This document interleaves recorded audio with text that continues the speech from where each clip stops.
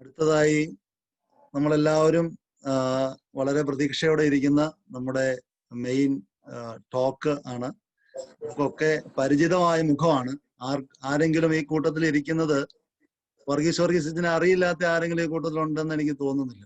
നമ്മുടെ എല്ലാവരുടെയും മനസ്സിൽ വർഗീസ് വലിയൊരു സ്ഥാനമാണുള്ളത്.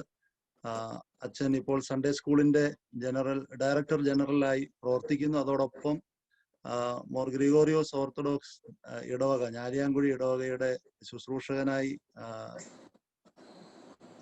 ശുശ്രൂഷകനാണ്. അതോടൊപ്പം MGOCSത്തിന്റെ മുൻ ജനറൽ സെക്രട്ടറി കൂടിയായിരുന്നു. ബഹുമാനപ്പെട്ട അച്ഛനെ ഒത്തിരി മുഖവുരകളൊന്നും കൂടാതെ തന്നെ വളരെ ആദരവോടെ നമ്മുടെ ഇന്നത്തെ ഈ സമാജത്തിന്റെ ആനുവൽ കോൺഫറൻസിന്റെ theme abide in me and I in you, എന്നിൽ വസിപ്പീൻ ഞാൻ നിങ്ങളിലും വസിക്കും എന്നുള്ള തീം പ്രസന്റ് ചെയ്യുന്നതിന് വേണ്ടിയിട്ട് അഭിമന്യ തിരുമേനിക്ക് വേണ്ടി, സമാജത്തിന് വേണ്ടി നിങ്ങളുടെ എല്ലാവരുടെയും നാമത്തിൽ സ്വാഗതം ചെയ്യുന്നു.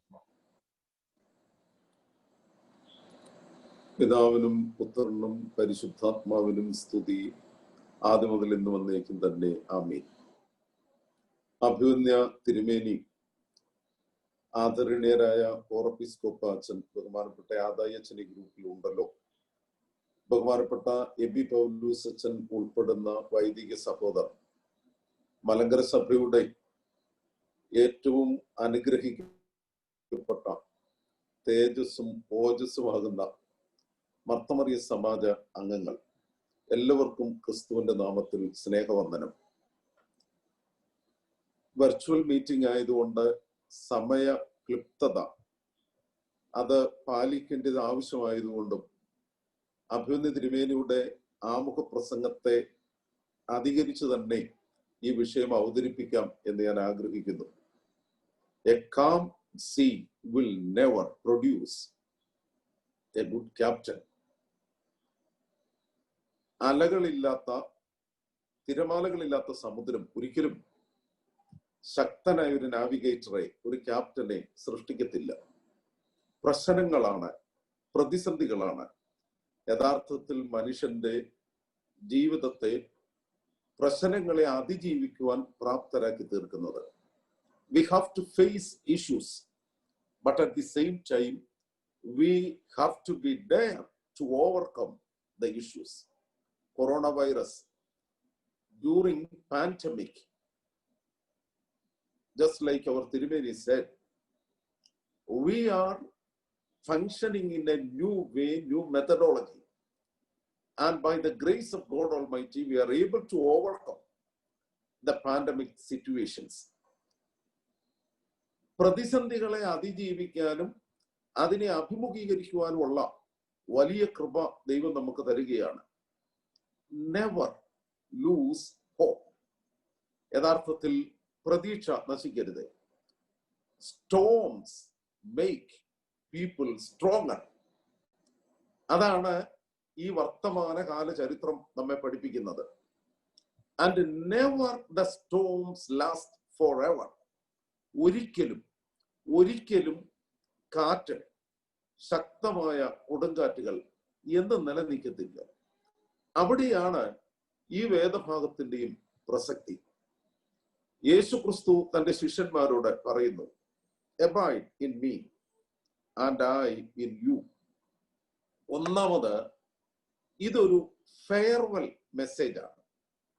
ഈ വാക്യം, എന്നിൽ വസിപ്പീൻ ഞാൻ നിങ്ങളിലും വസിക്കും എന്ന് കർത്താവ് പറയുന്നത്, യേശു ക്രിസ്തു യഥാർത്ഥത്തിൽ ശിഷ്യന്മാരോട് യാത്ര പറയുകയാണ്.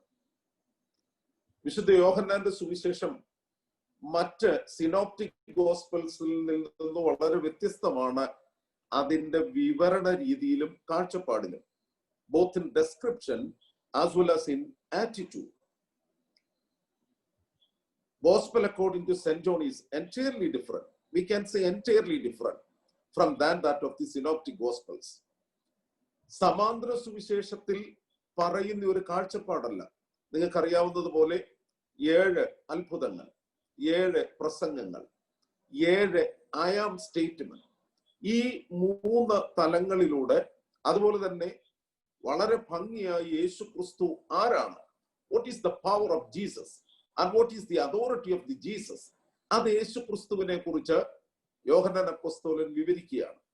വിശുദ്ധ മത്തായി ശ്ലീഹായും മർക്കോസ് എവൻഗേലിയോസ്തായും ലൂക്കോസ് എവൻഗേലിയോസ്തായും ഒരു ബയോഗ്രഫിക്കൽ സ്കെച്ച്, ഒരു ബയോഗ്രഫിക്കൽ നറേഷനാണ് യേശു ക്രിസ്തുവിനെ കുറിച്ച് നൽകുന്നതെങ്കിൽ യോഹന്നാൻ അപ്പോസ്തലന്റെ വിവരണം, the description of John's gospel based on the post resurrected experiences എന്ന് പറഞ്ഞാൽ അതിന്റെ അർത്ഥം അല്പം ഒന്ന് ശ്രദ്ധിക്കണം. യേശു ക്രിസ്തുവിന്റെ ഉയർപ്പിന് ശേഷം പരിശുദ്ധ സഭയുടെ ആരംഭ ജീവിത കാലഘട്ടത്തിന്റെ പശ്ചാത്തലത്തിൽ സഭ ക്രിസ്തുവിനെ കുറിച്ച് മനസ്സിലാക്കിയിരുന്നത് എന്താണ്, അതാണ് യോഹന്നാൻ വിവരിക്കുന്നത്. അതുകൊണ്ടാണ് സമാന്തര സുവിശേഷങ്ങൾ സിനോപ്റ്റിക്കുമായിട്ട് കാര്യമായ വ്യത്യാസം യോഹന്നാൻ അപ്പോസ്തലന്റെ വീക്ഷണത്തിലുണ്ട്. അത് ഞാൻ ഈ വേദഭാഗം മുൻപോട്ട് വിശദീകരിക്കുമ്പോൾ പറഞ്ഞു തരാം. പെട്ടെന്ന് നമ്മൾ മനസ്സിലാക്കേണ്ടത് യോഹന്നാന്റെ സുവിശേഷം 13-ാം അധ്യായത്തിൽ ചാപ്റ്റർ 13 വളരെ പ്രധാനപ്പെട്ട 3 റിമാർക്സ്, വളരെ പ്രധാനപ്പെട്ട 3 കാര്യങ്ങൾ യേശു ക്രിസ്തു ശിഷ്യന്മാരോട് പറയുന്നുണ്ട്. അതിൽ ഒന്നാമത്തേത്, ഞാൻ എൻ്റെ പിതാവിന്റെ അടുക്കൽ പോകുവാനുള്ള നാഴിക വന്നു.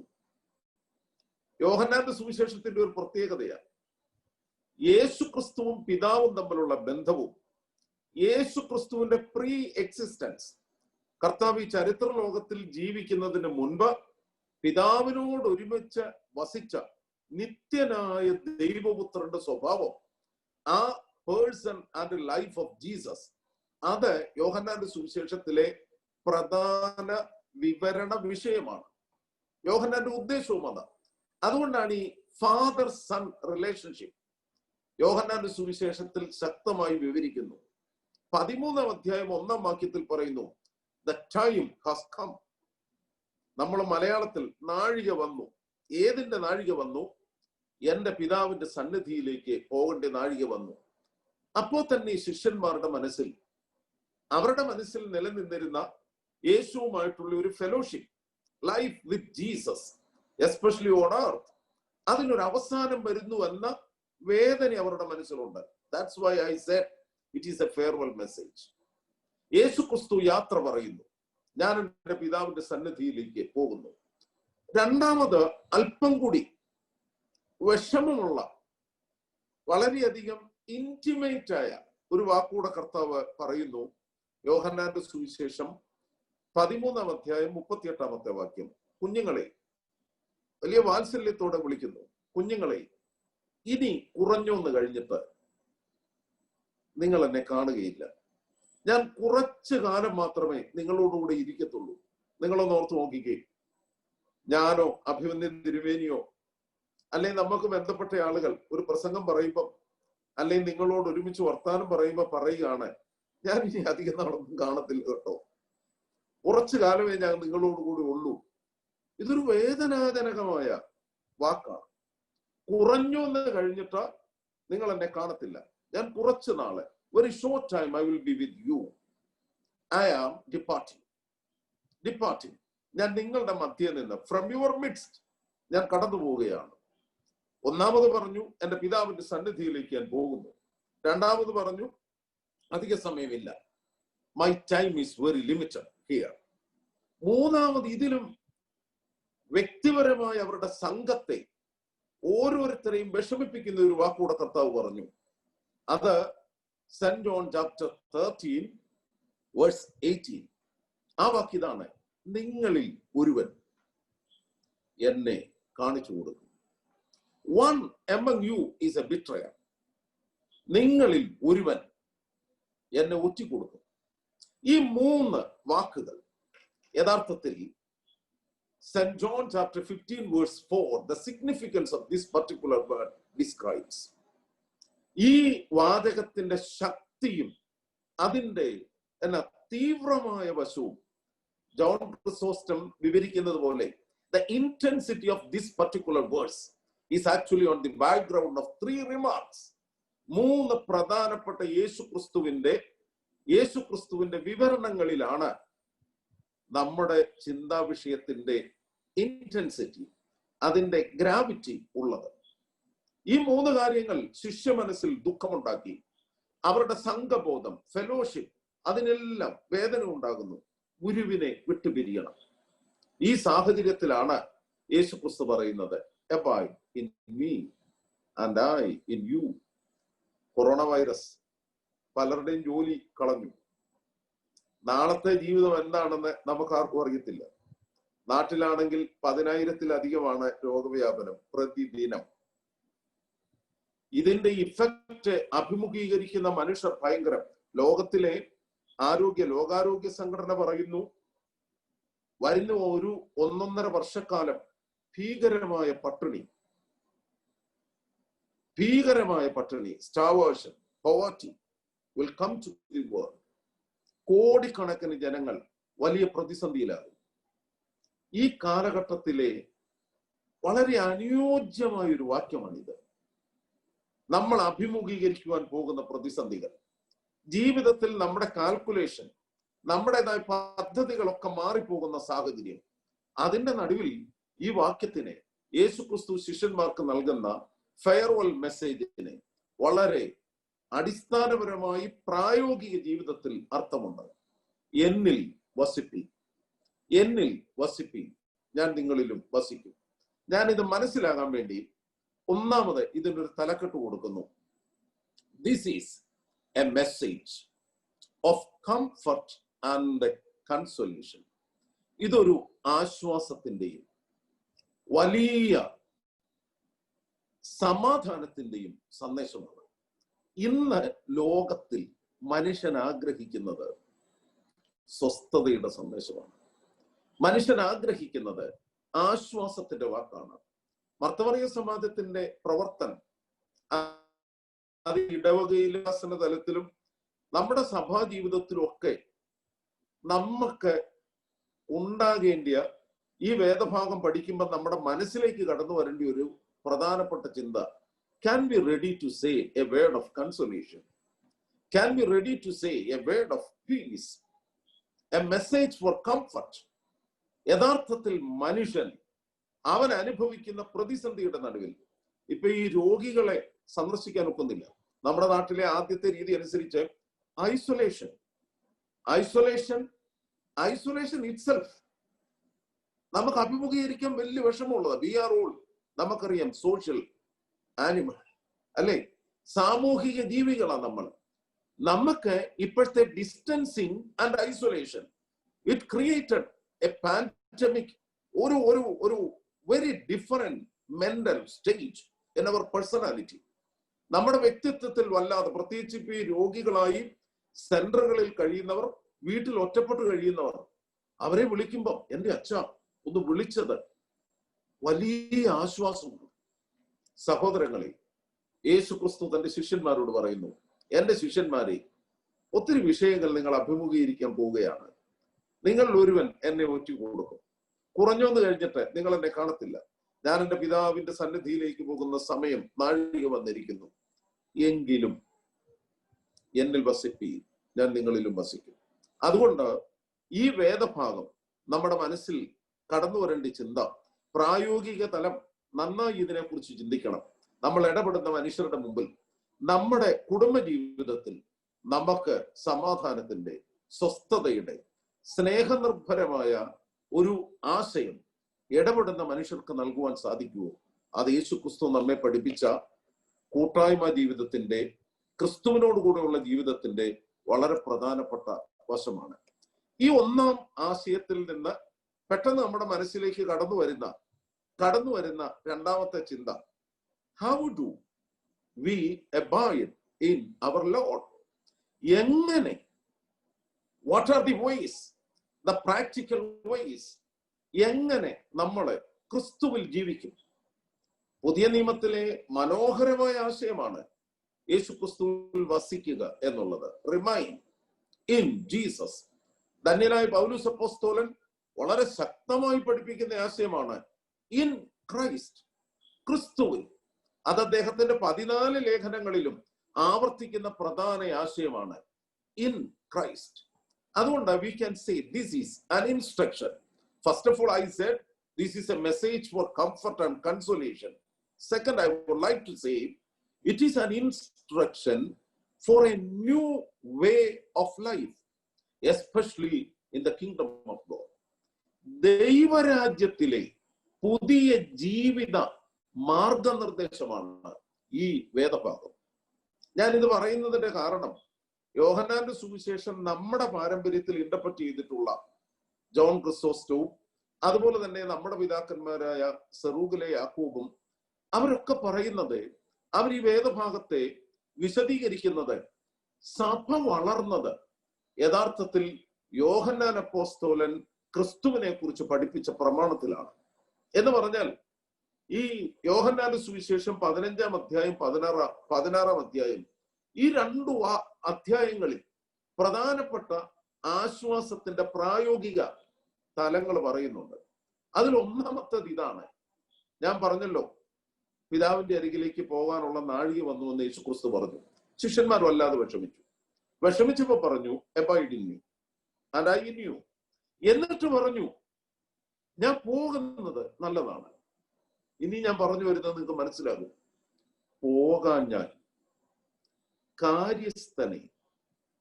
കാര്യസ്ഥനെ നിങ്ങൾക്ക് ലഭിക്കത്തില്ല. സോ ജീസസ് introduced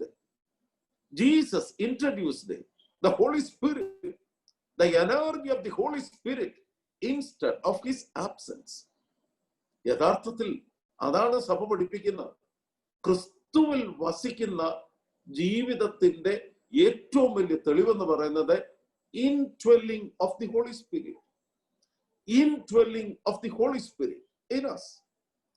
ശിഷ്യന്മാർക്ക് ലഭിച്ച വലിയ ബോധ്യം ഇതാ. ഞാൻ ഓർമ്മിപ്പിച്ചല്ലോ, യേശു ക്രിസ്തുവിന്റെ പുനരുത്ഥാനത്തിന് ശേഷമുള്ള സഭാജീവിതത്തിൽ നിന്നാണ് യോഹന്നാൻ അപ്പോസ്തലൻ ഇത് പറയുന്നത്. അപ്പൊ സഭയ്ക്ക് നല്ല ബോധ്യമുണ്ട്, അപ്പോസ്തലിക സമൂഹത്തിന് നല്ല ബോധ്യമുണ്ട്. ഞങ്ങളെ വഴി നടത്തുന്നത് ജീവനുള്ള പരിശുദ്ധാത്മാവാണ്. The life giving holy spirit. ജീവൻ നൽകുന്നതും ജീവിപ്പിക്കുന്നതുമായ പരിശുദ്ധാത്മാവ്. പരിശുദ്ധാത്മാവ് വഴി നടത്തുന്നു എന്ന ബോധ്യമാണ് ഞാനും നിങ്ങളും ക്രിസ്തുവിൽ വസിക്കുന്നതിന്റെ ശരിയായ അർത്ഥതലം. യോഹന്നാന്റെ സുവിശേഷത്തിൽ നമുക്കറിയാം, നിഖ്യ സുന്നഹദോസോടുകൂടെ പരിശുദ്ധ തൃത്വവിശ്വാസം സഭയുടെ അടിസ്ഥാന പ്രമാണമായി പരിണമിക്കുന്നു. എന്നാൽ യോഹന്നാൻ അപ്പോസ്തലനും ധന്യനായ പൗലോസ് അപ്പോസ്തലനുമാണ് പിതാവ്, പുത്രൻ, പരിശുദ്ധാത്മാവ് എന്ന ത്രിയേക ദൈവത്തിന്റെ സ്വഭാവം വെളിപ്പെടുത്തിയത്. യോഹന്നാന്റെ സുവിശേഷത്തിലെ കാതലായ ഒരു വശം, ക്രിസ്തു ദൈവത്തെ പിതാവായി അവതരിപ്പിച്ചു. God is my father. അതാണ് റിലേഷൻഷിപ്പ്. നിങ്ങൾക്കറിയാം, ഈ ഏലോനോ എന്നൊരു സുറിയാനി പ്രയോഗമുണ്ട്. അയാം എന്നത് തന്നെയാണ്. യോഹന്നാന്റെ സുവിശേഷത്തിൽ 7 സ്ഥലങ്ങളിൽ ഞാൻ നുഹറോ ഷാറിറോ, ഞാൻ സത്യ വെളിച്ചമാകുന്നു, ഞാൻ സത്യ പ്രകാശമാകുന്നു, ഞാൻ സത്യ വഴിയാകുന്നു, ഞാൻ ഇടയനാകുന്നു. ആ കൂട്ടത്തിൽ വളരെ പ്രധാനപ്പെട്ട ഒന്നാണ് ഞാൻ മുന്തിരിവള്ളി ആകുന്നു. അതാണ് യോഹന്നാന്റെ സുവിശേഷം 15-ാം അധ്യായം 1-ാം വാക്യം. I am the vine. ഞാൻ മുന്തിരിവള്ളി ആകുന്നു. അതോട് ചേർത്ത് പറയുന്ന വാക്ക് നിങ്ങൾക്കറിയാം, എന്റെ പിതാവ് തോട്ടക്കാരനാകുന്നു. ഇത് സെമറ്റിക് പാരമ്പര്യത്തിലെ മനുഷ്യനും ദൈവവുമായുള്ള ബന്ധത്തിന്റെ വളരെ പ്രധാനപ്പെട്ട ഒരാശയമാണ്. ഒരു അഗ്രേറിയൻ കമ്മ്യൂണിറ്റി, കാർഷികമായ ജീവിത സാഹചര്യത്തിലുള്ള ഒരു സമൂഹം ആടിനെ വളർത്തി മുന്തിരിത്തോട്ടം ക്രമീകരിച്ച് ജീവിക്കുന്ന മനുഷ്യർ, ഒരു തുണ്ട് ഭൂമിക്ക് വേണ്ടി ആഗ്രഹിച്ച യഹൂദന്മാർ അവരോട് പറഞ്ഞു, പാലും തേനും ഒഴുകുന്ന വിശാലവും സുന്ദരവുമായ ദേശം, കനാൻ നാട്, അവിടേക്ക് ഞാൻ നിങ്ങളെ കൊണ്ടുവരും. അത് നിങ്ങളുടെ സ്വന്തമാകാൻ പോവുകയാണ്. എന്നിട്ട് പറഞ്ഞു, ഞാനാണ് കർഷകൻ, നിങ്ങൾ എന്റെ കൃഷിയാണ്.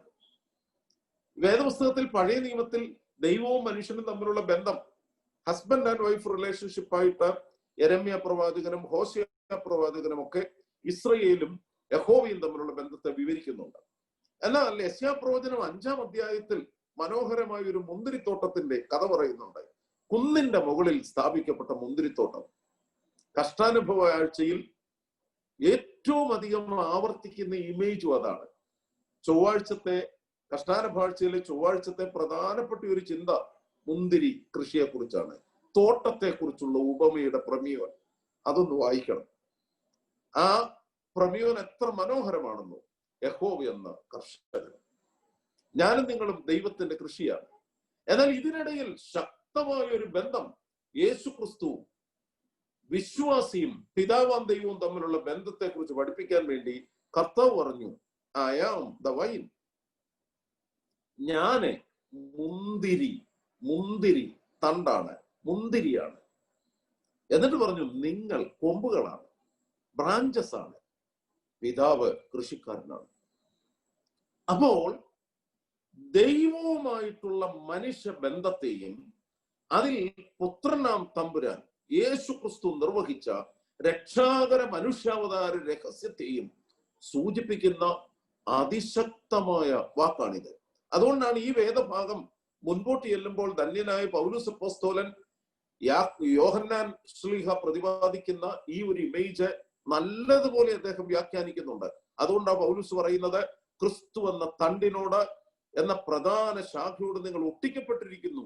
ഞെളിയണ്ട, അഹങ്കരിക്കണ്ട, ഞെളിഞ്ഞാൽ ഒടിഞ്ഞു പോകും. ഈ വേദശാസ്ത്രപരമായി പറഞ്ഞാൽ സഭ, the created body of Jesus, യേശു ക്രിസ്തുവിന്റെ സൃഷ്ടിക്കപ്പെട്ട ശരീരം. ആ ശരീരം ക്രിസ്തു എന്ന തണ്ടിനോട്, ക്രിസ്തു എന്ന ശരീരത്തോട്, ക്രിസ്തു എന്ന ശിരസിനോട് ചേർന്നിരിക്കുന്നു. ഇത് വലിയൊരു ബന്ധത്തിന്റെ, വലിയ ഒരു കൂട്ടായ്മയുടെ, സംഘബോധത്തിന്റെ, ദൈവവുമായിട്ടുള്ള നമ്മുടെ ജീവിതത്തിന്റെ അർത്ഥതലം വിശദീകരിക്കുന്ന മനോഹര വാക്കാണ്, മനോഹര ഉപദേശമാണ്. അതുകൊണ്ടാണ് ഞാൻ പറഞ്ഞത്, it is an instruction for a new life. Abide in me and I in you. ഇന്നത്തെ ജീവിത പ്രശ്നമല്ല. ഞാൻ ഈ വേദഭാഗത്തിന്റെ ആശയം വിശദീകരിച്ചിട്ട് നമ്മുടെ പ്രായോഗിക ജീവിതത്തിലേക്ക് വരട്ടെ. 20-ാം നൂറ്റാണ്ടിന്റെ ആരംഭത്തിൽ ആംഗലേയ സാഹിത്യത്തിൽ എഴുതപ്പെട്ട വളരെ മനോഹരമായ ഒരു കവിതയാണ് T.S. എലിയറ്റിന്റെ വേസ്റ്റ് ലാൻഡ് എന്ന മരുഭൂമി എന്ന T.S. എലിയറ്റിന്റെ മനോഹരമായ, അദ്ദേഹം യഥാർത്ഥത്തിൽ ഒരു പോയറ്റ് എന്നതിനേക്കാൾ ഉപരി ഒരു തിയോളജിയൻ കൂടിയായിരുന്നു. മനോഹരമായി ആധ്യാത്മിക ശോഷണത്തെക്കുറിച്ചും സഭാ ജീവിതത്തിലും വ്യക്തികളുടെ ജീവിതത്തിലും വന്നു പോകുന്ന ആത്മീക നാശത്തെക്കുറിച്ചും അദ്ദേഹം വേദനിച്ചു. അദ്ദേഹം പറയുന്നു, എ ഗ്രേറ്റ് മിസ്സിംഗ്, ഒരു വലിയ നഷ്ടം നമുക്കുണ്ട്. അദ്ദേഹം പറയുന്ന ഒരു വാക്കാണ്, who is that missing one? 3 പേര് നടന്നു പോകുന്നു T.S. എലിയറ്റ് നോക്കുമ്പോൾ. പക്ഷേ ഒത്തിരി നോക്കിയിട്ടും, ശ്രദ്ധിച്ചു നോക്കിയിട്ടും, കണ്ണു തുറന്ന് നോക്കിയിട്ടും 2 പേരെ മാത്രമേ കാണുന്നുള്ളൂ. വൺ ഈസ് മിസ്സിംഗ്, ഒരാളെ കാണുന്നില്ല. എന്നിട്ട് അദ്ദേഹം പറഞ്ഞു, oh that is Jesus Christ. Oh the missing one is none other than our Lord Jesus Christ. ഇത് നമ്മുടെ ജീവിതത്തിൽ, സഭാ ജീവിതത്തിൽ, ആധ്യാത്മിക സംഘടന, മർത്തമറിയ സമാജത്തിന്റെ ജീവിതത്തിൽ സംഭവിച്ചിട്ടുണ്ടോ? യേശു ക്രിസ്തു നമ്മളോട് പറഞ്ഞത് അബൈഡ് ഇൻ മീ. പക്ഷേ ഇന്ന് നമ്മുടെ ജീവിതത്തെ സഭ എന്ന തലത്തിൽ, വിശ്വാസി എന്ന തലത്തിൽ നമ്മുടെ ജീവിതത്തെ വിലയിരുത്തുമ്പം നമ്മുടെ ജീവിതം ഭംഗിയായി മുമ്പോട്ട് പോകുന്നു. എല്ലാ പ്രതിസന്ധികളെയും നമ്മൾ അഭിമുഖീകരിക്കുന്നു, അതിജീവിക്കുന്നു. But in the midst of our life one significant person is missing. പ്രധാനപ്പെട്ട ഒരാളെ കാണുന്നില്ല. ദൈവമില്ല, യേശു ക്രിസ്തുവില്ല. അവിടെയാണ് ഈ വേദഭാഗം നമ്മുടെ പ്രതിദിന ജീവിതത്തിൽ, പ്രത്യേകിച്ച് സഹോദരങ്ങളെ, കുടുംബ ജീവിതത്തിലെ, ഇടവകയിലെ ശുശ്രൂഷ ജീവിതത്തിലെ, ഇവിടെയൊക്കെ ക്രിസ്തുവിൽ വസിച്ച് പ്രവർത്തിക്കുവാൻ നമുക്ക് സാധിക്കുമോ? ക്രിസ്തുവിൽ വസിച്ച് പ്രവർത്തിക്കുമ്പോഴാണ് അറിയാതെ നമ്മുടെ ജീവിതത്തിലേക്ക് ദൈവ സാന്നിധ്യം അത് ശക്തമായി നാം അധിവസിക്കുന്ന സമൂഹത്തിൽ സാക്ഷിപ്പാൻ നമുക്ക് സാധിക്കും. ഞാൻ ഈ വേദഭാഗത്തിന്റെ ഒരു ലിറ്റാർജിക്കൽ കോൺസെപ്റ്റ് പറയട്ടെ. യേശു ക്രിസ്തു തന്റെ ശിഷ്യന്മാരോട് പറഞ്ഞു, എന്നിൽ വസിപ്പീൻ എന്ന് പറഞ്ഞിട്ട് കർത്താവ് പരിശുദ്ധാത്മാവിന്റെ ആവാസത്തെക്കുറിച്ചും ആഗമനത്തെക്കുറിച്ചും ശിഷ്യന്മാരെ പ്രബോധിപ്പിച്ചു. പെന്തിക്കോസ്തി ദിവസത്തിലെ പരിശുദ്ധാത്മാവിന്റെ ആവാസമാണ് അപ്പോസ്തോലിക സഭയുടെ ശക്തി. അതുകൊണ്ട് യേശുക്രിസ്തു ഉയർത്തെഴുന്നേറ്റവനായ കർത്താവ് അവരോട് കൂടെ ഉണ്ട് എന്ന നല്ല ബോധ്യം അവർക്കുണ്ട്. പീഡനത്തിന് നടുവിൽ രാജാക്കന്മാർ അവരെ കൊല്ലുവാൻ വേണ്ടി കൊണ്ടുപോയ സമയത്തൊക്കെ അവർക്ക് നല്ല ബോധ്യമുണ്ട്, ജീസസ് അബൈഡ്സ് ഇൻ മീ. അത് പരിശുദ്ധാത്മാവ് നൽകിയ കൃപയാണ്. അതിന് രണ്ട് പ്രധാനപ്പെട്ട കൗദാശിക പ്രായോഗിക ക്രമീകരണം യേശുക്രിസ്തു നൽകി. അത് വളരെ പ്രധാനപ്പെട്ട വിഷയമാണ്. ഒന്ന്, സഹോദരങ്ങളെ, നമ്മളൊക്കെ നന്നേ ചെറുപ്പത്തിൽ വിശുദ്ധ മാമോദീസ സ്വീകരിച്ചു. മാമോദീസയുടെ അനുഭവം ഇത് ഒരു ഓർത്തഡോക്സുകാരനെ സംബന്ധിച്ച് ഈ വേദഭാഗത്തിൽ abide in me എന്നുള്ളത് is an instruction for participating in the sacramental life എന്നുള്ളത് മനസ്സിലാക്കാൻ വളരെ പ്രധാനപ്പെട്ട ഒന്നാണ്. പിതാവിന്റെയും പുത്രന്റെയും പരിശുദ്ധാത്മാവിന്റെയും നാമത്തിൽ നമ്മൾ മാമോദീസ സ്വീകരിച്ചു. നമ്മുടെ ശരീരം ദൈവ മന്ദിരമായി. ഞാൻ ഓർമ്മിപ്പിച്ചല്ലോ, പിതാവ് എന്ന ബോധ്യം യേശുക്രിസ്തു ദൈവത്തെ കുറിച്ച് നൽകി. അത് യഥാർത്ഥത്തിൽ യോഹന്നാൻ അപ്പോസ്തലനും പൗലൂസ് മിഹായും നല്ലതുപോലെ വ്യാഖ്യാനിച്ചു. പൗലൂസ് പറഞ്ഞു യഥാർത്ഥത്തിൽ അബ്ബ പിതാവ് എന്ന് വിളിക്കത്തക്ക പുത്രത്വത്തിന്റെ അവകാശം അവൻ നമുക്ക് നൽകിയിരിക്കുന്നു. യോഹന്നാൻ അപ്പോസ്തലൻ തന്റെ ലേഖനത്തിൽ പറയുന്നത്, കാൺമീൻ, നാം ദൈവ മക്കളാണ്. ഇത് നമുക്ക് കിട്ടിയത് എങ്ങനെയാണ്?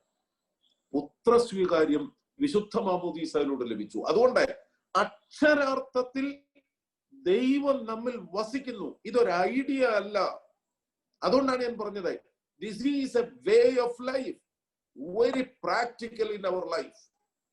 അവർ body is the temple of God Almighty. Lord Jesus abides in us through the holy baptism. ഇത് ശക്തമായി നമുക്ക് ബോധ്യം ഉണ്ടാകണം. അതുകൊണ്ടാണ് ഓർത്തഡോക്സുകാർക്ക് ഈ വേദശാസ്ത്രം, ശരീരത്തെ കുറിച്ചൊരു വേദശാസ്ത്രമുണ്ട്. അത് വളരെ പ്രധാനപ്പെട്ടതാണ്.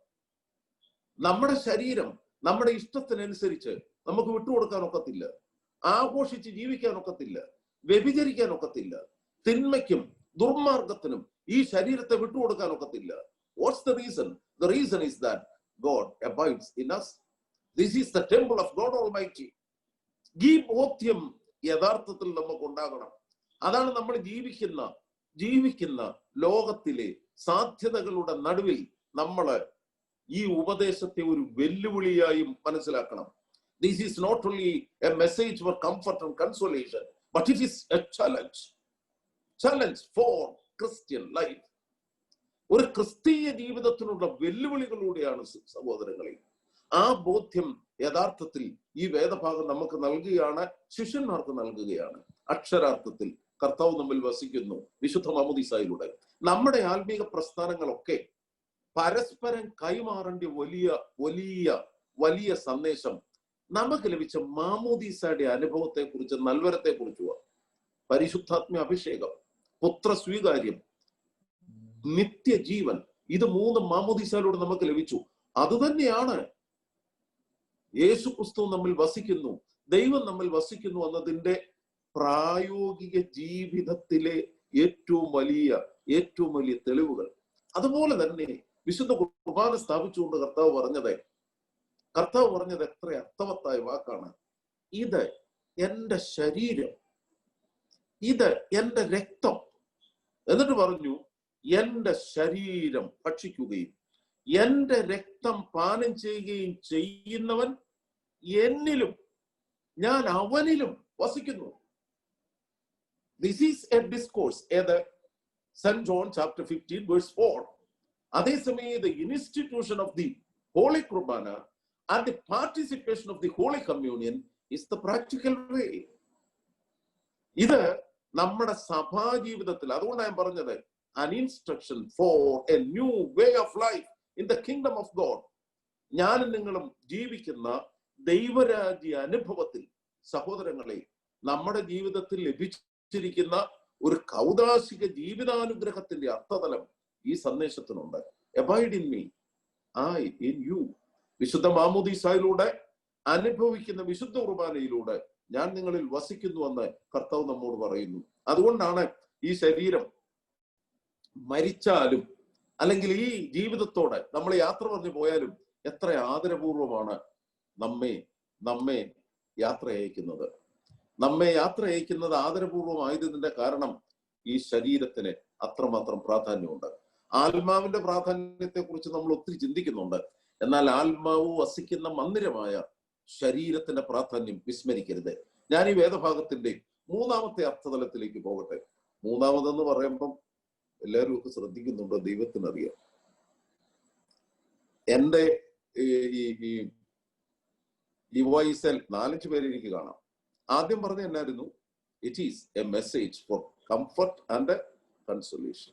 Then the second is, it is an instruction for new way of life in the kingdom of God. 3ാമത്, this is a formula for reconciliation. This is a formula for reconciliation. ഞാൻ റെക്കൺസിലിയേഷൻ എന്നൊക്കെ പറയുമ്പോൾ പെട്ടെന്ന് നിങ്ങൾ വിചാരിക്കും അച്ഛൻ ഉടനെ സഭാകാര്യങ്ങളോ ഒക്കെ പറയാൻ പോവാന്ന്. ഒരിക്കലും അല്ല കേട്ടോ. ഇപ്പൊ അത് തിരുമേനി ഭംഗിയായിട്ടായി നല്ല ഭംഗിയായിട്ട് അവതരിപ്പിക്കുന്നത് കൊണ്ട് ബാക്കി ആരും ഇത് പറയേണ്ട ആവശ്യമുണ്ടെന്ന് എനിക്ക് തോന്നുന്നില്ല.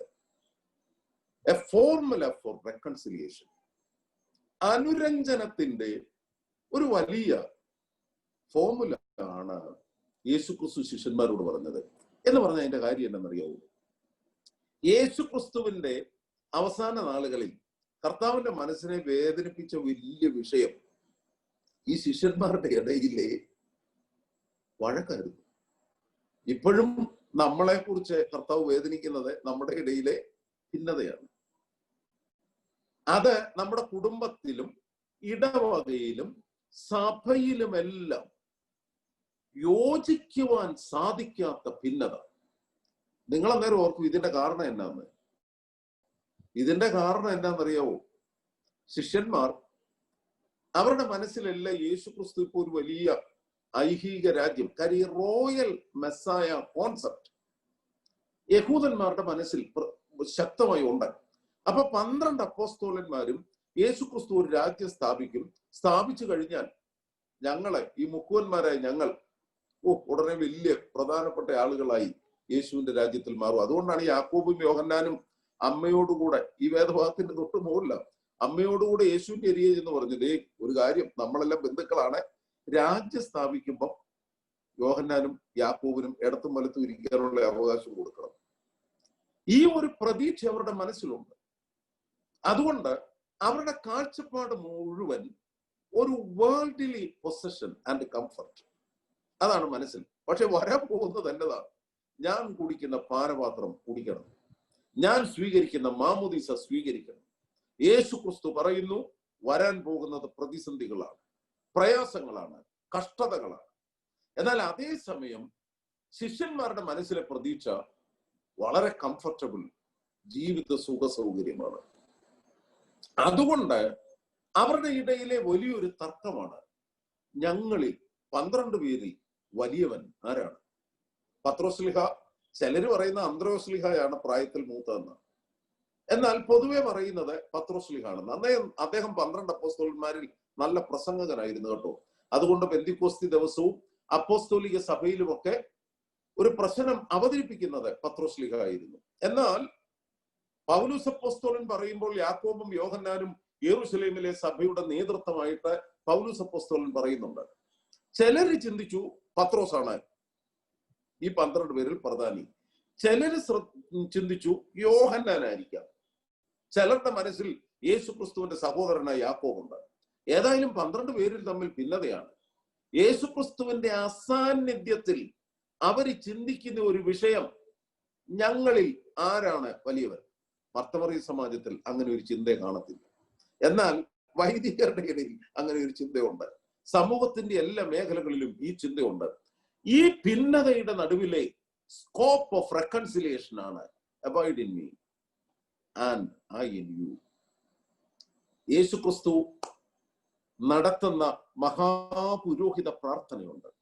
ആ പ്രാർത്ഥനയിൽ യേശുക്രിസ്തുവിന്റെ വലിയ ആഗ്രഹം, കർത്താവ് പിതാവാം ദൈവത്തോട് പ്രാർത്ഥിക്കുന്നു, they may be one just as we are one. പിതാവേ, ഞാനും നീയും ഒന്നായിരിക്കുന്നത് പോലെ ഇവർ നമ്മിൽ ഒന്നാകണമേ. ഇവർ നമ്മിൽ ഒന്നാകണമേ. യോഹന്നാന്റെ സുവിശേഷം 17-ാം അധ്യായം 23-ാമത്തെ വാക്യം. Chapter 17 verse 23. ഞാനും നീയും ഒന്നായിരിക്കുന്നത് പോലെ ഇവർ നമ്മിൽ ഒന്നാകണം. സഹോദരങ്ങളെ, അനുരഞ്ജനം സാധ്യമാകണമെങ്കിൽ, പിണങ്ങി നിൽക്കുന്ന ഭാര്യയും ഭർത്താവും തമ്മിൽ ഒന്നാകണമെങ്കിൽ, അതായിരിക്കുമല്ലോ പറയുന്ന എളുപ്പം സഭാ വിഷയത്തെക്കായാലും, മക്കളും മാതാപിതാക്കളും തമ്മിലുള്ള ബന്ധം പൂർവാധികം ഭംഗിയാകണമെങ്കിൽ ക്രിസ്തു വസിക്കണം, യേശു ക്രിസ്തു വസിക്കണം. ഇത് ക്രിസ്തുവിന്റെ വലിയ പ്രാർത്ഥനയാണ്. യേശു ക്രിസ്തുവിന്റെ പിതാവിന്റെ സന്നിധിയിലുള്ള പ്രാർത്ഥനയാണ്. എന്റെ പിതാവേ, ഞാനും നീയും ഒന്നായിരിക്കുന്നത് പോലെ ഇവർ നമ്മിൽ ഒന്നാകണമേ. ദൈവത്തിൽ ഞാനും നിങ്ങളും ഒന്നായി തീരണമെങ്കിൽ ക്രിസ്തു നമ്മിൽ വസിക്കണം. ആ അനുഭവം നമ്മുടെ ജീവിതത്തിൽ ക്രമീകൃതമാകണം. അവിടെയാണ് ഈ വേദഭാഗത്തിന്റെ അർത്ഥം പൂർണ്ണമാകുന്നത്. അതുപോലെ തന്നെ വളരെ പ്രധാനപ്പെട്ട ഒരു ആശയം ഞാൻ ഓർമ്മിപ്പിച്ചതുപോലെ, ഈ മുന്തിരിവള്ളിയും പിതാവാം ദൈവം കർഷകനും അതുപോലെ തന്നെ വിശ്വാസികൾ ഇതിന്റെ ബ്രാഞ്ചസും എന്ന ഇമേജിലൂടെ വളരെ പ്രധാനപ്പെട്ട ഒരു ആശയം യേശു ക്രിസ്തു പറയുന്നുണ്ട്. I in them and you in me. ഇതാണ് റെക്കൺസിലിയേഷന്റെ സമവാക്യം. This is the formula of reconciliation. ഇതൊന്ന് ശ്രദ്ധിച്ചു കേട്ടോണം. ഞാൻ അവരിലും, that I abide in them, ഞാൻ അവരിൽ വസിക്കുന്നു, അതേസമയം നീ എന്നിൽ വസിക്കുന്നു. ഒന്നുകൂടെ ഇതൊന്ന് ശ്രദ്ധിച്ചേ. ഇത് യോഹന്നാന്റെ ഒരു ഇക്വേഷനാണ്. ജോൺ ദി അപ്പോസിൽ, അദ്ദേഹമാണ് യഥാർത്ഥ വേദശാസ്ത്രജ്ഞൻ. ഞാൻ പറഞ്ഞല്ലോ, പരിശുദ്ധാത്മാവിനെ കുറിച്ചും പിതാവാം ദൈവത്തെ കുറിച്ചും പുത്രൻ തമ്പുരാന്റെ മനുഷ്യാവതാരത്തിന്റെ പവർ ആൻഡ് അതോറിറ്റി ഇതെല്ലാം വിശദീകരിച്ചതാണ് സഭ പിന്നെ തൃത്വവിശ്വാസമായി വളർത്തിയെടുത്തതും സഭയുടെ അടിസ്ഥാന പ്രമാണങ്ങളും. അതിന് തുടക്കം കുറിച്ചത് യോഹന്നാൻ അപ്പോസ്തലനാണ്. അദ്ദേഹം പറയുന്ന ഒരു സീക്വൻസ് ഓഫ് റിലേഷൻഷിപ്പ്, അതെന്താ? ഐ ഇൻ ദം, ഞാൻ അവരിൽ, ആൻഡ് യു ഇൻ മീ, നീ എന്നിൽ. ഇതൊന്ന് ഭാവനെ കണ്ടേ. ഇതിനെയാണ് പ്രത്യേകിച്ച് സെറൂഗിലെ യാക്കോബ് യെഹെസ്കേൽ കണ്ട രഥത്തെ കുറിച്ച് മനോഹരമായ ഒരു ഹോമിലി എഴുതിയിട്ടുണ്ട്. യെഹെസ്കേൽ 3-ാം അധ്യായത്തിൽ യെഹെസ്കേലിന്റെ രഥദർശനമുണ്ട്. ആ രഥദർശനം വിവരിക്കുമ്പം അദ്ദേഹം പറയുന്നത് ഇത് പരിശുദ്ധ തൃത്വത്തിന്റെ മനോഹര രൂപമാണ്, മനുഷ്യാവതാരത്തിന്റെ രൂപമാണ്. എന്നിട്ട് അദ്ദേഹം പറഞ്ഞു, പിതാവ്, പുത്രൻ, പരിശുദ്ധാത്മാവെന്ന മഹനീയ രഹസ്യം യേശു ക്രിസ്തു വെളിപ്പെടുത്തുന്നു. ഞാൻ പോയാൽ പരിശുദ്ധാത്മാവിനെ അയക്കും. ഞാനും പിതാവും തമ്മിലുള്ള ബന്ധം, ആ ബന്ധമാണ് യഥാർത്ഥത്തിൽ വിശ്വാസ സമൂഹത്തിന്റെ നിലനിൽപ്പിന്റെ അടിസ്ഥാനം. ഐ ഇൻ ദം, ഞാൻ അവരിൽ, ആൻഡ് യു ഇൻ മീ. ഇതിനെക്കുറിച്ച് നിനവയിലെ മാർ ഇസഹാക്ക്, അദ്ദേഹമാണ് ഈ പ്രാർത്ഥനയെ കുറിച്ച് നന്നായി പഠിപ്പിച്ചത്. നമ്മൾ സാധാരണ കേൾക്കുന്ന വേദപുസ്തകത്തിൽ ഒരു വാക്യമാണല്ലോ, 2-3 പേർ എവിടെ കൂടിയാലും ഞാൻ അവരുടെ മധ്യമുണ്ട്. അൺമ്യൂട്ട് ചെയ്തിരിക്കുകയാണെങ്കിലും വായ നനയ്ക്കാൻ എന്നേലും പറയുന്നുണ്ടെന്ന് തിരിയുമല്ലോ. 2-3 പേർ എവിടെ കൂടിയാലും ഞാൻ അവരുടെ മധ്യമുണ്ട്. ആരാ ഈ 3 പേർ? 3 persons in prayer. ഈ വേദഭാഗം എടുത്തുകൊണ്ട് പിതാവായ അപ്പോസ്തലനായ യോഹന്നാന്റെ വ്യാഖ്യാനം, അദ്ദേഹത്തിന്റെ പ്രതിപാദനം എടുത്തുകൊണ്ട് നിനവയിലെ ഇസ്ഹാക്ക് പറഞ്ഞു, യേശു ക്രിസ്തുവും പിതാവും വിശ്വാസികളായി നമ്മളും. അപ്പൊ ഞാൻ പ്രാർത്ഥിക്കാൻ ദൈവസന്നിധിയിൽ, അല്ലെങ്കിൽ നിങ്ങൾ പ്രാർത്ഥിക്കാൻ ദൈവസന്നിധിയിൽ വരുന്നു. ദൈവസന്നിധിയിൽ വരുമ്പോൾ നിങ്ങൾ ശ്രദ്ധിച്ചേ, Jesus in me abides in me and God the Father abides in Jesus. അതാ ഈ 3 പേർ. മനസ്സിലായില്ല? അച്ഛൻ ഒന്നുകൂടെ പറയട്ടെ. I in them and you in me. abides in me എന്നതിന്റെ വിശാല അർത്ഥം അതാണ്. ഒന്ന് നോക്കിക്കേ, നമ്മൾ ദൈവസന്നിധിയിൽ ആയിരിക്കുന്നു, നമ്മൾ പ്രാർത്ഥിക്കുന്നു. അപ്പം Jesus abides in us. And in Jesus, the Father Almighty abides. ഇവിടെയാണ് സ്ഥലകാല പരിമിതിക്ക് അപ്പുറമായ ശ്രേഷ്ഠമായ ആത്മീക തലമാണ് ഈ വേദഭാഗം നമ്മെ പഠിപ്പിക്കുന്നത്. ഇത് അനുരഞ്ജനത്തിന്റെ, ആരുമായിട്ടുള്ള അനുരഞ്ജനം? യേശു ക്രിസ്തു പഠിപ്പിച്ച പിതാവുമായിട്ടുള്ള അനുരഞ്ജനം, പിതാവാം ദൈവവുമായിട്ടുള്ള അനുരഞ്ജനം, വ്യക്തിപരമായി നമ്മുടെ ജീവിതത്തിൽ ദൈവവുമായിട്ടുള്ള നമ്മുടെ ബന്ധം, സഹോദരങ്ങളായ നമ്മുടെ എല്ലാ വിശ്വാസ സമൂഹവുമായിട്ടുള്ള ബന്ധം, പ്രാർത്ഥനയിൽ. കേവലം ചരിത്ര ലോകത്തിൽ മാത്രമല്ല, നമ്മൾ ഓർത്തു നോക്കിക്കേ, വാങ്ങിപ്പോയ സകല വിശ്വാസികളോടും ഒരുമിച്ച് ദൈവസന്നിധിയിൽ നിലകൊള്ളുന്ന ദൈവം വസിക്കുന്ന അനുഭവം. അതാണ് ഈ വേദഭാഗം പഠിപ്പിക്കുന്ന മൂന്നാമത്തെ ചിന്ത. ഞാൻ ഈ വേദഭാഗത്തിന്റെ അവസാന വിശകലനത്തിലേക്ക് വരട്ടെ. ഒന്നാമത്, is a message for consolation, is a message for peace and comfort. രണ്ടാമത്, is a message for new way of life in the kingdom of God. ഒരു പുതിയ ജീവിതം, അതിന്റെ അർത്ഥം പഠിപ്പിക്കുകയാണ്. പരിശുദ്ധാത്മാവിലുള്ള ആത്മീക ജീവിതത്തെ കുറിച്ച് ശിഷ്യന്മാരെ പ്രബോധിപ്പിക്കുകയാണ്. മൂന്നാമത്, ഭിന്നതകളെല്ലാം മറന്ന് പിതാവാം ദൈവത്തിന്റെ ശ്രേഷ്ഠ സാന്നിധ്യം പുത്രൻ തമ്പുരാനിലൂടെ മനസ്സിലാക്കി പരിശുദ്ധാത്മാവിൽ ദൈവത്തെ ആരാധിക്കുന്ന ആരാധനാ ജീവിതത്തിന്റെ മഹനീയ അനുഭവം സ്വീകരിച്ച മാമോദീസ, പ്രാപിച്ച സംബന്ധിച്ച വിശുദ്ധ കുർബാന, അതിന്റെ അനുഭവത്തിൽ യേശു ക്രിസ്തു നമ്മിൽ വസിക്കുന്നുവെന്ന വളരെ കാതലായ ജീവിത വിശ്വാസം, അത് അപ്പോസ്തോലിക സമൂഹത്തെ പഠിപ്പിക്കുന്നതാണ് യഥാർത്ഥത്തിൽ ഈ വേദഭാഗം. ഞാൻ നാലാമത് ഈ വേദഭാഗത്തിന്റെ വളരെ പ്രധാനപ്പെട്ട മറ്റൊരു വശം ഓർമ്മിപ്പിക്കട്ടെ. അത് ഞാൻ ഓർമ്മിപ്പിച്ചല്ലോ, ഇതൊരു വിടവാങ്ങൽ എന്ന് പറഞ്ഞാൽ ഫെയർവെൽ മെസ്സേജ് ആണ്. വിശുദ്ധ കുർബാനയ്ക്ക് പള്ളി ചെന്നു, വിശുദ്ധ കുർബാന അവസാനിക്കുന്നു. അതിന് നമ്മൾ പറയുന്ന ഒരു വാക്കാ, പള്ളി വിരിയുന്നു. നേരെ നോക്കണേ, പള്ളി വിരിയുന്നു. പിരിഞ്ഞു കഴിഞ്ഞാൽ ബഹുമാനപ്പെട്ട അച്ഛൻ നടത്തുന്ന ഒരു നല്ല അവസാനത്തെ ആശീർവാദം. എന്നെ അവസാനത്തെ ആശീർവാദം? ശേലൂൻ ബശ്ലോമോ, സമാധാനത്തോടെ പോകാം. ആ ആശീർവാദം ഓർത്തഡോക്സ് സഭയുടെ ആധ്യാത്മിക ജീവിതത്തിലെ വളരെ മനോഹരമായ തലങ്ങൾ വിവരിക്കുക. എനിക്ക് തോന്നുന്നത് ഇത് മഹത്തരമായ ബലിക്ക് മുമ്പ് തന്റെ ശിഷ്യന്മാരെ കർത്താവ് ഒരുക്കിയിട്ട് ഈ ലോകത്തിലേക്ക് സമാധാനത്തോടെ യാത്ര അയക്കുന്ന മനോഹരമായ യാത്രാ സന്ദേശമാണ്. അതുകൊണ്ടാണ് ഇതിനൊരു എക്ലീസിയോളജിക്കൽ എക്സാമ്പിൾ ഫോർ ക്രിസ്ത്യൻ മിനിസ്ട്രി എന്ന് നമ്മുടെ പിതാക്കന്മാർ പറയും. ഇതൊരു ഫെയർവെൽ മെസ്സേജ് ഫോർ ഫിലാന്ത്രോഫിക് ആക്ടിവിറ്റീസ് എന്ന് പറയും. ഞാൻ ഒന്ന് വിശദീകരിക്കാം.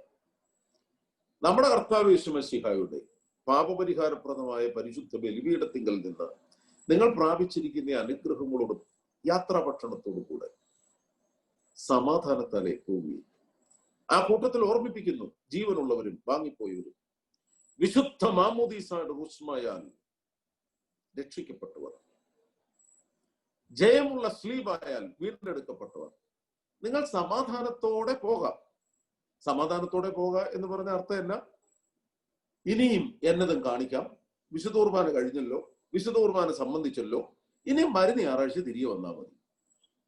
ഇതല്ല അർത്ഥം. ഇതിന് മറ്റൊരർത്ഥമുണ്ട്. അവിടെയാണ് abide in me and I in you എന്ന കർത്താവ് പറഞ്ഞത്. യേശു ക്രിസ്തു ശിഷ്യന്മാരെ ജീവന്റെ സുവിശേഷം, ദൈവരാജ്യത്തിന്റെ മിനിസ്ട്രി ഭരമേൽപ്പിച്ചിട്ട് യാത്ര അയച്ചു. എന്നിട്ട് പറഞ്ഞു, this is A liturgy after the liturgy, this is A liturgy after the liturgy എന്ന് പറഞ്ഞ അർത്ഥം എന്നാ? ഇപ്പം നമ്മൾ പള്ളിയുടെ ത്രോണോസിലാണ് വിശുദ്ധ കുർബാന അർപ്പിച്ചത്. സെറൂഗിലെ മറിയാക്കൂ പറയുന്ന ശ്രേഷ്ഠമായൊരു വാക്കുണ്ട്. ഈ ആശീർവാദത്തോടെ നിങ്ങളെ ലോകത്തിലേക്ക് ഇറങ്ങണം, എന്നിട്ട് നിങ്ങളുടെ സഹോദരന്റെ ഹൃദയമാകുന്ന ബലിപീഠത്തിന്മേൽ വിശുദ്ധ ബലി അർപ്പിക്കണം. Here the altar is in the church, in the temple, but there is another altar that is the very heart of your brother. നിന്റെ സഹോദരന്റെ ഹൃദയമാണ്. അവിടെയാണ് സഹോദരങ്ങളെ ക്രിസ്തു നമ്മിൽ വസിക്കുന്നു. എന്നതിന്റെ തെളിവ് കുടുംബജീവിതത്തിലും ഇടവക ജീവിതത്തിലും എത്ര ഭയങ്കരമാണ്, എത്ര ഉന്നതമാണ്. നമ്മൾ അനുവർത്തിക്കേണ്ട ശ്രേഷ്ഠമായ ശുശ്രൂഷയെക്കുറിച്ചുള്ള പ്രബോധനം, ക്രിസ്തുവിന് വേണ്ടി സാക്ഷികളാകുക, മറ്റുള്ള സഹോദരങ്ങൾക്ക് ദൈവരാജ്യത്തിന്റെ അനുഭവം പകർന്നു കൊടുക്കുക. ഞാൻ വിശന്നിരുന്നു, നിങ്ങൾ എനിക്ക് ഭക്ഷണം തന്നു, വലത്തുഭാഗത്തുള്ളവരോട് പറയുക. ആ വാക്ക് തന്നെ നമ്മളിലും വരട്ടെ. ഞാൻ നഗ്നനായിരുന്നു, നിങ്ങൾ എന്നെ ഉടുപ്പിച്ചു. ഞാൻ രോഗിയായിരുന്നു, നിങ്ങൾ എന്നെ സന്ദർശിച്ചു. തടവിലായിരുന്നു, നിങ്ങൾ എന്നെ വന്നു കണ്ടു. സുവിശേഷത്തിന്റെ പൂർണ്ണത അതാണ്. അതിനുവേണ്ടിയാണ് വിശുദ്ധ കുർബാന അനുഭവിച്ചത്, അതിനുവേണ്ടിയാണ് മാമോദീസ സ്വീകരിച്ചത്. അതിന്ന് നമ്മളിൽ നിന്ന് അന്യം നിന്നു പോകുന്നു. അവിടെയാണ് നാം അഭിമുഖീകരിക്കുന്ന പ്രശ്നം. യേശു ക്രിസ്തു എന്നിൽ വസിക്കുന്നു, ഇനി ഒന്നും എനിക്ക് സംഭവിക്കാൻ പോകുന്നില്ല എന്നും പറഞ്ഞ് ഞാനും നിങ്ങൾ ഒരു കംഫർട്ടബിൾ സോണിൽ സുഖമായി ഇരിക്കുകയാണ്. ക്രിസ്തു നമ്മിൽ വസിക്കുന്നത് സമൂഹത്തിലെ വെല്ലുവിളികളെ സ്വീകരിപ്പാൻ ശുശ്രൂഷയുടെ. അതുകൊണ്ടാണ് കർത്താവ് ഉറുശാരോഹണത്തിന് മുൻപ് 12 ശിഷ്യന്മാരുടെ അടുക്ക ചെന്നിട്ട് അരയിൽ തൂവാല് ചുറ്റി, പാത്രത്തിൽ വെള്ളമെടുത്തു, ശിഷ്യന്മാരുടെ കാല് കഴുകി, എന്നിട്ട് പറഞ്ഞു, മനുഷ്യപുത്രൻ ശുശ്രൂഷിക്കപ്പെടുവാനല്ല, നോട്ട് ടു ബി സർവ്ഡ്. മനുഷ്യപുത്രൻ ശുശ്രൂഷിക്കപ്പെടുവാനല്ല. എല്ലാ ദിവസവും രാവിലെ ആ വാക്കൊന്ന് പറയാൻ തോന്നിയാൽ നമ്മുടെ ജീവിതത്തിന് തന്നെ മാറ്റം. ആരും സഹായിക്കാനും ആരുടെയും ശുശ്രൂഷ ഏറ്റുവാങ്ങുവാനുമല്ല ഈ ശുശ്രൂഷ ഞാൻ സ്വീകരിച്ചത്. എന്തിനു വേണ്ടിയാണ്? ശുശ്രൂഷിക്കുവാനും അനേകർക്ക് വേണ്ടി ജീവനെ മറുവിലിയായി കൊടുക്കുവാനും. എന്തൊരർത്ഥം! ഈ ലോകം നിലനിൽക്കുന്നത് ഇവിടുത്തെ ക്യാപിറ്റലിസവും കമ്മ്യൂണിസവും സെക്യുലറിസത്തിന്റെ ഗ്രോത്ത് ഒന്നും കൊണ്ടുപോകാൻ. നിങ്ങൾക്കറിയാം, ഈ കൊറോണ വൈറസിനെ ഏറ്റവും അധികം അഭിമുഖീകരിച്ചത് യേശു ക്രിസ്തു ഉള്ളിൽ വസിക്കുന്ന നല്ല കുറെ നേഴ്സസ് ഉണ്ടായിരുന്നുകൊണ്ടല്ലേ, നല്ല കുറെ ഡോക്ടേഴ്സ് ഉണ്ടായിരുന്നുകൊണ്ടല്ലേ. നമ്മുടെ നാട്ടിലെ ആരോഗ്യ പ്രവർത്തകരെ ഒന്ന് ഓർക്കണം. സ്വന്തം മാതാപിതാക്കൾക്ക് കൊറോണ വന്നിട്ട് തിരിഞ്ഞു നോക്കാൻ സാധിക്കാത്ത മക്കളുണ്ട്. ഭാര്യയ്ക്ക് കൊറോണ വന്നപ്പം ഓടിപ്പോയ ഭർത്താവുണ്ട്. എന്നാൽ സന്നദ്ധ പ്രവർത്തകർ വന്നില്ലേ? ബഹുഭൂരിപക്ഷം കിട്ടുന്ന ശമ്പളത്തിന്റെ വില കൊണ്ടല്ല, ബഹുഭൂരിപക്ഷം ശുശ്രൂഷകരുടെ മനസ്സിൽ ഇന്നും യേശു ക്രിസ്തു ജീവിക്കുന്നു എന്ന ബോധ്യം നമുക്കുണ്ടാകണം. അതാണ് യഥാർത്ഥത്തിൽ ഈ വേദഭാഗം പഠിപ്പിക്കുന്ന നമ്മുടെ ജീവിതത്തിൽ മാറ്റം വരുത്തേണ്ട വിഷയം. അല്ലെങ്കിൽ ഇതെല്ലാം ഒരു ബാഹ്യമായ ഒരു പ്രൊഫൗണ്ട് എക്സ്പീരിയൻസ് ഇല്ലാതെ നശിച്ചു പോകത്തില്ലേ? വെറും ബാഹ്യമായ കാഴ്ചപ്പാട് മാത്രം. അതേസമയം നിങ്ങൾ ഓർത്തു നോക്കിക്കേ, യേശു ക്രിസ്തു പറഞ്ഞു കൊടുത്ത ശുശ്രൂഷയുടെ ജീവിതാനുഭവമായി വന്നപ്പം വെറും നിസ്സാരന്മാരും സാധാരണക്കാരും അറിവില്ലാത്തവരുമായ ശിഷ്യന്മാർ, അവർ എത്രയധികം ഉറച്ചു ജീവിതത്തിൽ, ക്രിസ്തുവിന് വേണ്ടി ജീവിച്ചു. നമുക്കിന്ന് ആവശ്യമായിരിക്കുന്നത് അതാണ്. അവിടെയാണ് ഈ വേദഭാഗം പഠിപ്പിക്കുന്ന ഇതൊരു വലിയ ആശീർവാദമാണ്. അനവധി പ്രശ്നങ്ങൾ നിങ്ങൾ അനുഭവിക്കാൻ പോവുക. You are going to face numerous issues, difficulties in your life. കർത്താവ് പറയുന്നുണ്ട്, നിങ്ങളെ ന്യായം വിസ്തരിക്കാൻ കൊണ്ടുപോകും. എന്നാ പറയണം, എന്ത് പറയണം എന്നൊന്നും നിങ്ങൾ വിചാരിക്കേണ്ട. എന്തൊരു ആശ്വാസമാണ്! ഇവിടെ ഒരു ക്ലാസ് എടുക്കണമെന്ന് പറഞ്ഞാൽ എത്ര നാളായി മനസ്സിൽ വിഷമമാണ്. എന്നാ പറയണം, എങ്ങനെ പറയണം? We are all in a particular moment of preparation. നമുക്ക് ഒത്തിരി ഡിഫിക്കൽട്ടീസ് ഉണ്ട്. എന്നാൽ യേശു ക്രിസ്തു തന്റെ ശിഷ്യന്മാരോട് പറഞ്ഞ എന്നാ, ഒട്ടും വിഷമിക്കണ്ട, ഐ ബി വിത്ത് യു. നിങ്ങൾ ആരുടെ മുമ്പിൽ ചെന്നു പറയേണ്ടത് ഞാൻ പറഞ്ഞു തരാം. എന്തൊരാശ്വാസം! കാരണം അതാണ് ദൈവം വസിക്കുന്നതിന്റെ അനുഭവം. അതാണ് 12 ശിഷ്യന്മാരും സാക്ഷ്യ ജീവിതത്തിൽ ലോകത്തിന് കാണിച്ചത്. അതുകൊണ്ട് ശക്തമായ റോമാ സാമ്രാജ്യത്തിന്റെ അടിത്തറ ഇളകിപ്പോയി. സഹോദരങ്ങളെ, ഇതൊരു നിസ്സാര വാക്യമല്ല. ഇതിന്റെ അർത്ഥം വളരെ ശക്തമാണ്. നമ്മുടെ ആരാധന നമ്മൾ ഓർക്കണം. എങ്ങനെയാ ക്രിസ്തുവിൽ വസിക്കുന്ന ഒരു ജീവിതം നമ്മുടെ കുടുംബത്തിൽ ഉണ്ടാകുന്നത്? ഞാൻ പല വീടുകളിലും അമേരിക്ക വന്ന് താമസിച്ചിട്ടുണ്ട്.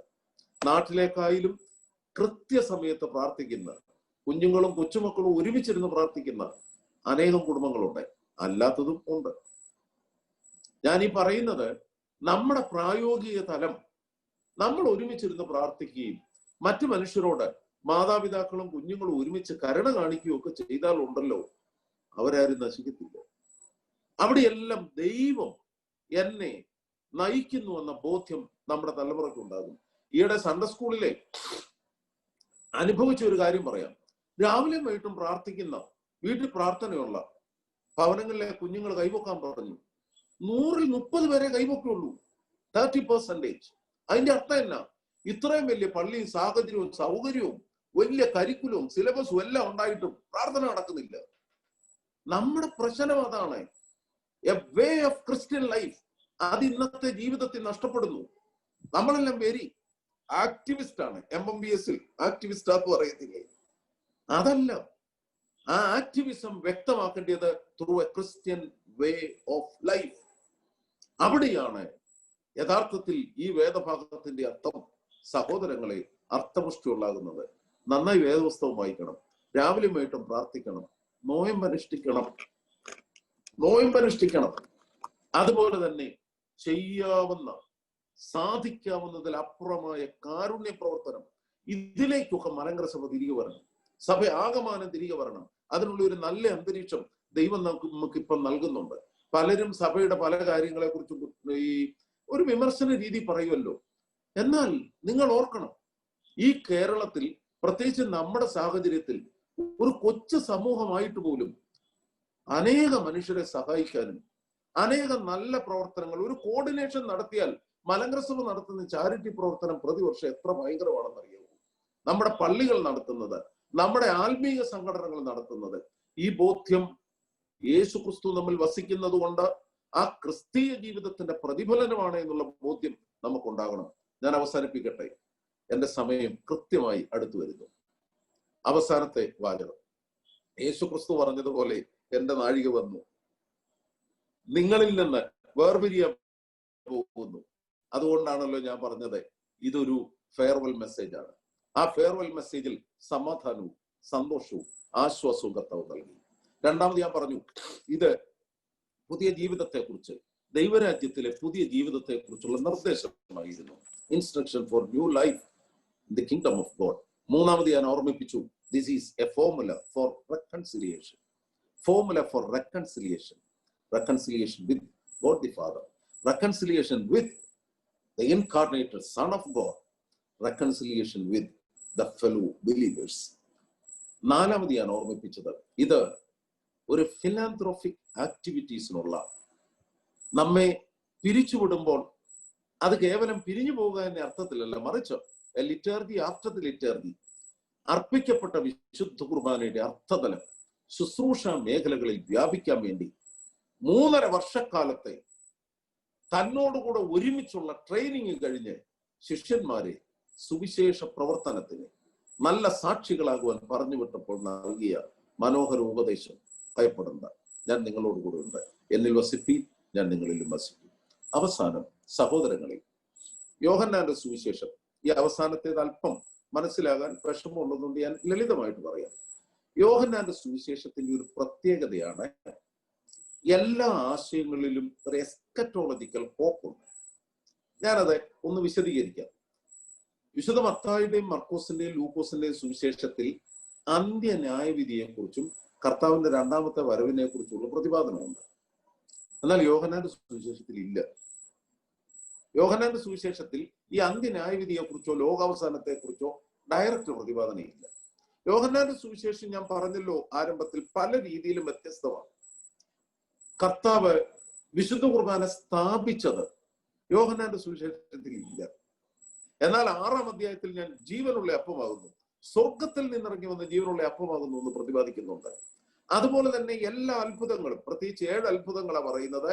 മറ്റു സുവിശേഷങ്ങളിൽ പറയുന്നതിൽ 5 അപ്പം കൊണ്ട് 5000 പേരെ തൃപ്തിപ്പെടുത്തുന്ന അത്ഭുതം മാത്രമേ യോഹന്നാൻ പറയുന്നുള്ളൂ.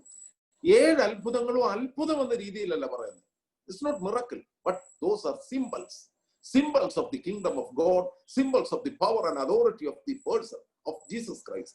ദൈവപുത്രന്റെ അധികാരം വിശദീകരിക്കാനാണ് പറയുന്നത്. എന്ന് പറഞ്ഞതുപോലെ യേശു ക്രിസ്തുവിന്റെ രണ്ടാമത്തെ വരവ്, പ്രത്യേകിച്ച് അമേരിക്കയിൽ ഈ സെക്കൻഡ് കമ്മിങ് എന്ന് പറയുന്നത് അമേരിക്കയിൽ ഒരു വലിയ ആഘോഷമായിരുന്നല്ലോ. എത്രയോ പേരെ, പ്രത്യേകിച്ച് 19-ാം നൂറ്റാണ്ട് മുതൽ പല ഗ്രൂപ്പുകാരെ ഏപ്രിൽ 5-ാം തീയതി വരും, ഒക്ടോബർ 27-ന് വരും എന്നൊക്കെ പറഞ്ഞ് ഓരോരുത്തരെ എന്നാ ഈ അസെൻഷൻ റോബ്, സ്വർഗാരോഹണത്തിലുള്ള വസ്ത്രമൊക്കെ ധരിച്ചൊക്കെ ഇരിക്കുകയും ആത്മഹത്യ ചെയ്യുകയും ചെയ്ത് ഒത്തിരി കഥകളുണ്ടല്ലോ. എന്നാൽ ഇതൊരു എസ്കറ്റോളജിക്കൽ ഹോപ്പാണ് എന്ന് പറഞ്ഞാൽ അതിന്റെ അർത്ഥം എന്നാന്നോ, എന്നിൽ വസിപ്പീൻ ഞാൻ നിങ്ങളിലും വസിക്കും. അത്രയും മാത്രമേ യോഹന്നാൻ യേശു ക്രിസ്തുവിൽ നമുക്ക് ലഭിക്കുന്ന വരുവാനിരിക്കുന്ന ലോകത്തിലെ സന്തോഷത്തെ കുറിച്ച് പ്രതിപാദിച്ചുള്ളൂ. എന്നാൽ അതിൽ മുഴുവനും അടങ്ങിയിരുന്നു. അവിടെയാണ് ഞാൻ ഇരിക്കുന്നിടത്ത് കർത്താവ് പറഞ്ഞു എന്റെ ശുശ്രൂഷകനും ഇരിക്കും. ഞാൻ ആദ്യം പറഞ്ഞല്ലോ, അവർ നമ്മിൽ ഒന്നാകണം. അത് കർത്താവിന്റെ പ്രാർത്ഥന. ആ കൂട്ടത്തിൽ യേശു ക്രിസ്തു പ്രാർത്ഥിച്ചു, അവർ എന്നോടുകൂടെ ഇരിക്കണം. ഇപ്പൊ ഞാൻ പറയുന്നത് ഈ ലോകത്തിലെ ജീവിതത്തിന്റെ കാഴ്ചപ്പാടിനെ കുറിച്ചല്ല. അവർ എന്നോടുകൂടെ ഇരിക്കണം, കാരണം ഞാൻ അവരിൽ വസിക്കുന്നു എന്ന് പറഞ്ഞാൽ അതിന്റെ അർത്ഥം, ശിഷ്യന്മാർ പലപ്പോഴും ചോദിച്ചു, ഞങ്ങളെല്ലാം ഉപേക്ഷിച്ച് നിന്റെ കൂടെ പോരുന്നതല്ലേ, ഞങ്ങൾക്ക് എന്നാ കിട്ടും? അപ്പൊ യേശു ക്രിസ്തു പറഞ്ഞൊരു വാക്കുണ്ട്, മത്തായി സുവിശേഷം സെന്റ് മാത്യു ചാപ്റ്റർ 19:28, നിങ്ങൾ 12 പേരും സിംഹാസനങ്ങളിൽ ഇരുന്ന് ഇസ്രായേൽ ഗോത്രം 12-നെയും ന്യായം വിധിക്കും. അതാണ് ഇപ്പോഴത്തെ വിഷയം മുഴുവൻ, സിംഹാസന വിഷയം. സത്യത്തിൽ വലിയ കസേരയെന്നല്ല, the reward in the world to come, വരുവാനുള്ള ലോകത്തിലെ പ്രതിഫലം. ഇത് കേവലം ശിഷ്യന്മാർക്ക് മാത്രമല്ല. ലൂക്കോസിന്റെ സുവിശേഷം 22-ാം അധ്യായം 30-ാം വാക്യത്തിലും ഇത് പറയുന്നുണ്ട്. സിംഹാസനങ്ങളിൽ ഇരുന്ന 12 പേരും, തോമസ് ലീഹയ്ക്ക് ഇല്ലാത്തതല്ല കേട്ടോ, 12 പേരും, പത്രോസ് മുതൽ യോഹന്നാൻ വരെ 12 പേരും സിംഹാസനങ്ങളിൽ ഇരുന്ന ഇസ്രായേൽ ഗോത്രം 12-നെ ന്യായം വിധിക്കുന്നു. അത് ശിഷ്യന്മാർക്കല്ലേ, പിന്നെ നമുക്ക് തന്നെ ഉണ്ട്. കൊലോസ്യ ലേഖനം 3-ാം അധ്യായം 3-ാം വാക്യത്തിൽ പറയുന്നത്, നിങ്ങൾ മരിച്ചിട്ട് നിങ്ങളുടെ ജീവൻ ക്രിസ്തുവിനോടുകൂടെ ദൈവത്തിലായിരിക്കും. അപ്പം ക്രിസ്തുവിൽ വസിക്കുന്നു എന്നത് ഒരു ഹിസ്റ്റോറിക് ഡയമെൻഷൻ മാത്രമല്ല. There is an eschatological meaning. Resurrected humanity, പുനരുത്ഥാന ലോകത്ത് ഞാനും നിങ്ങളും ക്രിസ്തുവിനോടുകൂടെ വസിക്കും. അതാണ് പുതിയ ആകാശവും പുതിയ ഭൂമിയും. പുതിയ ആകാശവും പുതിയ ഭൂമിയും എന്ന യേശു ക്രിസ്തുവിനോടുകൂടെയുള്ള നിത്യമായ ജീവിതത്തിന്റെ സൗഭാഗ്യത്തിലേക്ക് കർത്താവ് നമ്മെ വിളിക്കുന്നതാണ് ഈ വാക്യം. എന്നിൽ വസിപ്പീൻ, ഞാൻ നിങ്ങളിലും വസിക്കും. സഹോദരങ്ങളെ, ഞാൻ അവസാനിപ്പിക്കുകയാണ്. പെട്ടെന്ന് ഞാൻ ഓർമ്മിപ്പിക്കട്ടെ, സമാധാനത്തിന്റെ, സന്തോഷത്തിന്റെ സന്ദേശം, പുതിയ ജീവിതത്തിലേക്കുള്ള വിളിയുടെ മനോഹര സന്ദേശം, അതുപോലെ തന്നെ എ ഫോർമുല ഫോർ റെക്കൺസിലിയേഷൻ. അത് കേവലം ഈ ലോകത്തിന്റെ നിരപ്പല്ല, അതിലുപരിയായി ദൈവവും ഈ ലോകത്തിലെ നമ്മുടെ സഹോദരങ്ങളുമായിട്ടുള്ള ബന്ധം. അതുപോലെ ഞാൻ ഓർമ്മിപ്പിച്ചു, ശ്രേഷ്ഠമായ സുവിശേഷ പ്രവർത്തനത്തിലുള്ള യാത്ര അയക്കലാണിത്. Liturgy after the liturgy, a philanthropical activities. ഏറ്റവും അവസാനം സഹോദരങ്ങളെ, ഈ ലോകത്തോട് വിട പറഞ്ഞ് നിത്യജീവന്റെ ശ്രേഷ്ഠമായ അനുഭവം ദൈവം നമുക്ക് നൽകുമെന്ന വാഗ്ദത്തമാണ് ഈ വാക്യം. നമ്മുടെ മർത്തമറിയ സമാജത്തിന്റെ പ്രവർത്തനത്തിൽ, ശുശ്രൂഷ ജീവിതത്തിൽ ഇത് അർത്ഥവത്തായി തീരട്ടെ, ജീവിതത്തിന് പ്രയോജനകരമായി തീരട്ടെ. അഭിവന്യ തിരുമേനിയോടും ഏറ്റവും ആദരണീയനായ ബഹുമാനപ്പെട്ട എബിയച്ചനോടും മർത്തമറിയ സമാജത്തിന്റെ സെക്രട്ടറി, പ്രസിഡന്റ്, കമ്മിറ്റി അംഗങ്ങൾ, ഈ ശുശ്രൂഷയിൽ പങ്കെടുക്കുന്ന നിങ്ങൾ എല്ലാവരോടുമുള്ള നന്ദി അറിയിക്കുന്നു. നിങ്ങളെ പ്രത്യേകം എനിക്കും കുടുംബത്തിനു വേണ്ടി പ്രാർത്ഥിക്കണം. ദൈവം അനുഗ്രഹിക്കട്ടെ.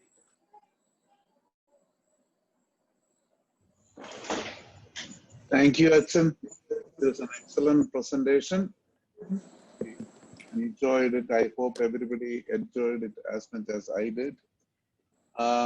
എനിക്ക് തോന്നുന്ന ഒരു 10 മിനിറ്റ് അച്ഛൻ ഈ പറഞ്ഞ കാര്യങ്ങളെ സംബന്ധിച്ച് എന്തെങ്കിലും ക്ലാരിഫിക്കേഷൻസ് ഉണ്ടെങ്കിൽ ഒന്നുകിൽ അത് ചാറ്റ് വഴി എഴുതി കാണിക്കുകയോ, അല്ലെന്നുണ്ടെങ്കിൽ tech team will assist you to raise your questions. അപ്പം ഒരു 10 minute, and also limit your questions if you have any to what Achan spoke about.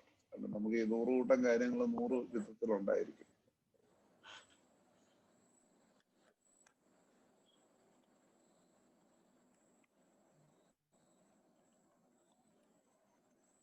ചോദിക്കുകയോ chat ചെയ്യുകയോ എന്ത് വേണേലും ചെയ്തു. ഉവ്വ.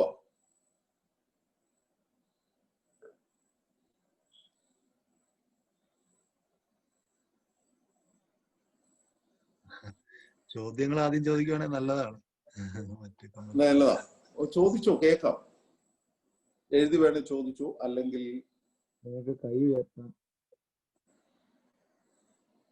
കൈ ഉയർത്തിയാൽ അൺമ്യൂട്ട് ചെയ്ത് കൊടുക്കാവല്ലോ എബിയച്ച? അതെ അതെ അതെ, തീർച്ചയായിട്ടും. ഓക്കെ. അല്ലെങ്കിൽ ഞാൻ ചാറ്റിങ്ങിൽ അതിലും എടുത്തിട്ടുണ്ട്. Okay okay.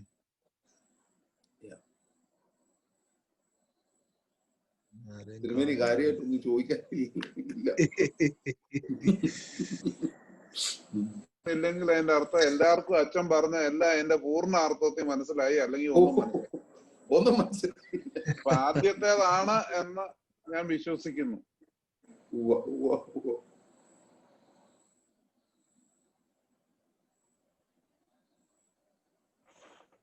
Okay, there is a question.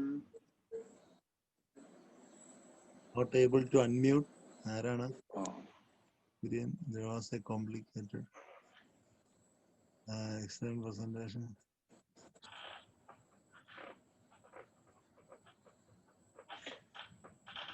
ചോദ്യം എഴുതിയിടുവാണെങ്കിൽ നല്ലതാണ്. ആരാണ്ട് ഒരാൾ അണേബിൾ ടു അൺമ്യൂട്ട് എന്ന് കാണിക്കുന്നുണ്ട്. ആരായിരുന്നു?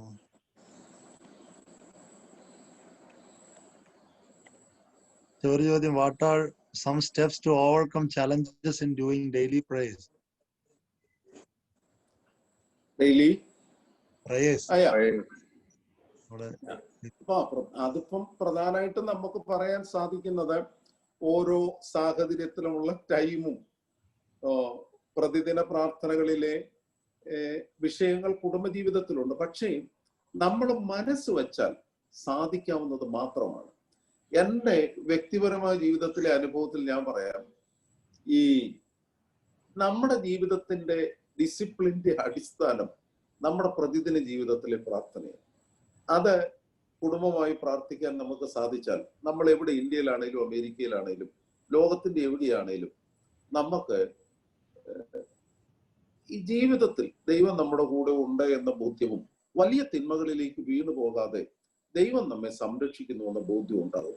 അതുകൊണ്ട് ഈ ക്രിസ്തുവിൽ വസിക്കുക എന്നതിന്റെ ഏറ്റവും വലിയ പ്രായോഗികത വേദപുസ്തകം വായിക്കുന്നതും പ്രാർത്ഥിക്കുന്നതുമാണ്. അതിലൂടെ നമുക്ക് നന്മ പ്രവർത്തനങ്ങളിലേക്കുള്ള പ്രേരണ ലഭിക്കും. അതിനൊത്തിരി വെല്ലുവിളികൾ ഇന്നുണ്ട്, പ്രത്യേകിച്ച് അവിടുത്തെ ജോലി സമയം, സാഹചര്യങ്ങൾ. എന്നാൽ according to each person's life situations arrange a particular time for that. It is very necessary. അത്രയും അതാ എനിക്ക് പറയാനുള്ളൂ. പിന്നെ അച്ഛാ, can you please explain the part on eschatological? Eschatology എന്ന് പറഞ്ഞാൽ ലോകാവസാനം, യുഗാന്ത്യം. ഈ ലോകം ഇപ്പം ആദ്യത്തെ 3 സുവിശേഷങ്ങളിൽ യേശു ക്രിസ്തുവിന്റെ രണ്ടാമത്തെ വരവ് ഉടനെയാകും, ലോകം പെട്ടെന്ന് നശിച്ചു പോകും, അതുകൊണ്ട് ഒരുങ്ങിയിരിക്കണം എന്ന ചിന്തയാണ് ആദ്യത്തെ 3 സുവിശേഷങ്ങളിൽ ലോകാവസാനത്തെ കുറിച്ചുള്ള പ്രതിപാദനം.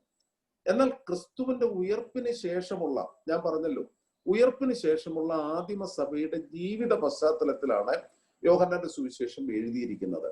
അപ്പൊ യോഹന്നാന്റെ സുവിശേഷത്തിലെ പ്രധാന പ്രതിപാദ്യം ലോകം ഉടനെ നശിക്കുവോ, അല്ലെങ്കിൽ എപ്പോൾ നശിക്കും, എപ്പോൾ ലോകത്തിന് അവസാനം വരും എന്നതല്ല വിഷയം. എന്ത് സംഭവിച്ചാലും ഒരുങ്ങിയിരിക്കുക. അത് നമ്മുടെ തക്സായിലും അതേ പ്രതിപാദനമുണ്ട്. കർത്താവെ, എപ്പോഴോ എവിടെയോ നിനക്ക് തിരുമനസ്സാകുന്ന പ്രകാരം, എപ്പോഴോ എവിടെയോ നിനക്ക് തിരുമനസ്സാകുന്ന പ്രകാരം. ആ കാഴ്ചപ്പാടിന്റെ അടിസ്ഥാനമാണ് യോഹന്നാന്റെ സുവിശേഷത്തിൽ എന്നിൽ വസിപ്പീൻ, ഞാൻ നിങ്ങളിലും വസിക്കും. എന്തു തന്നെയാകട്ടെ, ഭാവി ജീവിതത്തെ കുറിച്ച്, വരുവാനിരിക്കുന്ന ജീവിതത്തെ കുറിച്ചുള്ള സന്തോഷവും വ്യാകുലതയും എന്തു തന്നെയാകട്ടെ, എന്നിൽ വസിപ്പീൻ, ഞാൻ നിങ്ങളിലും വസിക്കും. അതുകൊണ്ടാണ് നമ്മുടെ പിതാക്കന്മാരെ ഇതൊരു എസ്കറ്റോളജിക്കൽ, യുഗാന്ത്യത്തെ കുറിച്ച് ബന്ധപ്പെട്ട സന്ദേശമായി പറയുന്നത്. What was the last verse you mentioned? Was it Colossians 3:3? കൊലോസ്യ ലേഖനം 3-ാം അധ്യായം 3-ാം വാക്യം. അത് വാങ്ങിപ്പോയവരുടെ അവസ്ഥയെ കുറിച്ച്, the state of the departed soul, വ്യക്തമായി പഠിപ്പിക്കുന്ന ഒരു വേദഭാഗം.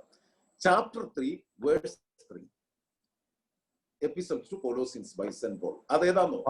നിങ്ങൾ മരിച്ചിട്ട് നിങ്ങളുടെ ജീവൻ ക്രിസ്തുവിനോടുകൂടെ ദൈവത്തിലായിരിക്കുന്നു. സത്യത്തിൽ എന്തൊരു നല്ല വിശദീകരണം അറിയാവോ? നിങ്ങൾ മരിച്ചിട്ട് after your departure you be with Jesus in God. ഞാൻ പറഞ്ഞില്ലേ, കർത്താവ് പറയുന്ന formula for reconciliation I in them and you in me എന്നുള്ളത്. അത് യഥാർത്ഥത്തിൽ അതിന്റെ പൂർണ്ണതയിൽ വരുന്നത് കൊലോസ്യ ലേഖനം 3-ാം വാക്യം. യഥാർത്ഥത്തിൽ യേശു ക്രിസ്തുവിൽ നമ്മുടെ ജീവൻ ക്രിസ്തുവിനോടുകൂടെ ദൈവത്തിങ്കലായിരിക്കും. അതുകൊണ്ടാണ് നമ്മൾ നമ്മുടെ വാങ്ങിപ്പോയവരോട് പ്രാർത്ഥിക്കുന്നത്. നമ്മൾ പ്രാർത്ഥിക്കുമ്പം സഭ ക്രിസ്തുവിന്റെ ശരീരമാണല്ലോ, അവിടെ എല്ലാം വാങ്ങിപ്പോയവരും ഉണ്ട്, അവരുടെ വലിയ സാന്നിധ്യം ഉണ്ടെന്ന് പറയുന്നതൊക്കെ ഈ ഒരു ദർശനം ഉള്ളത് കൊണ്ടാണ്. Why church is not reading from Revelation, where John describes the whole lot of the end and eschatology എന്നുള്ളത്. അതെ, പ്രത്യേകിച്ച് ബുക്ക് ഓഫ് റെവലേഷനിൽ പറയുന്ന എസ്കറ്റോളജിക്കൽ റിമാർക്സ്, അത് സത്യത്തിൽ നമ്മുടെ വ്യൂവിലാണ് നമ്മളത് വ്യാഖ്യാനിക്കേണ്ടത്.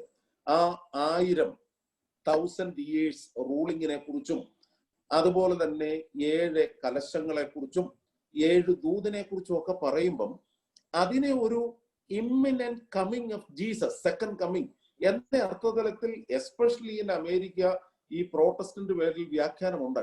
എന്നാൽ നമ്മൾ ഒരിക്കലും അങ്ങനെയല്ല കാണുന്നത്.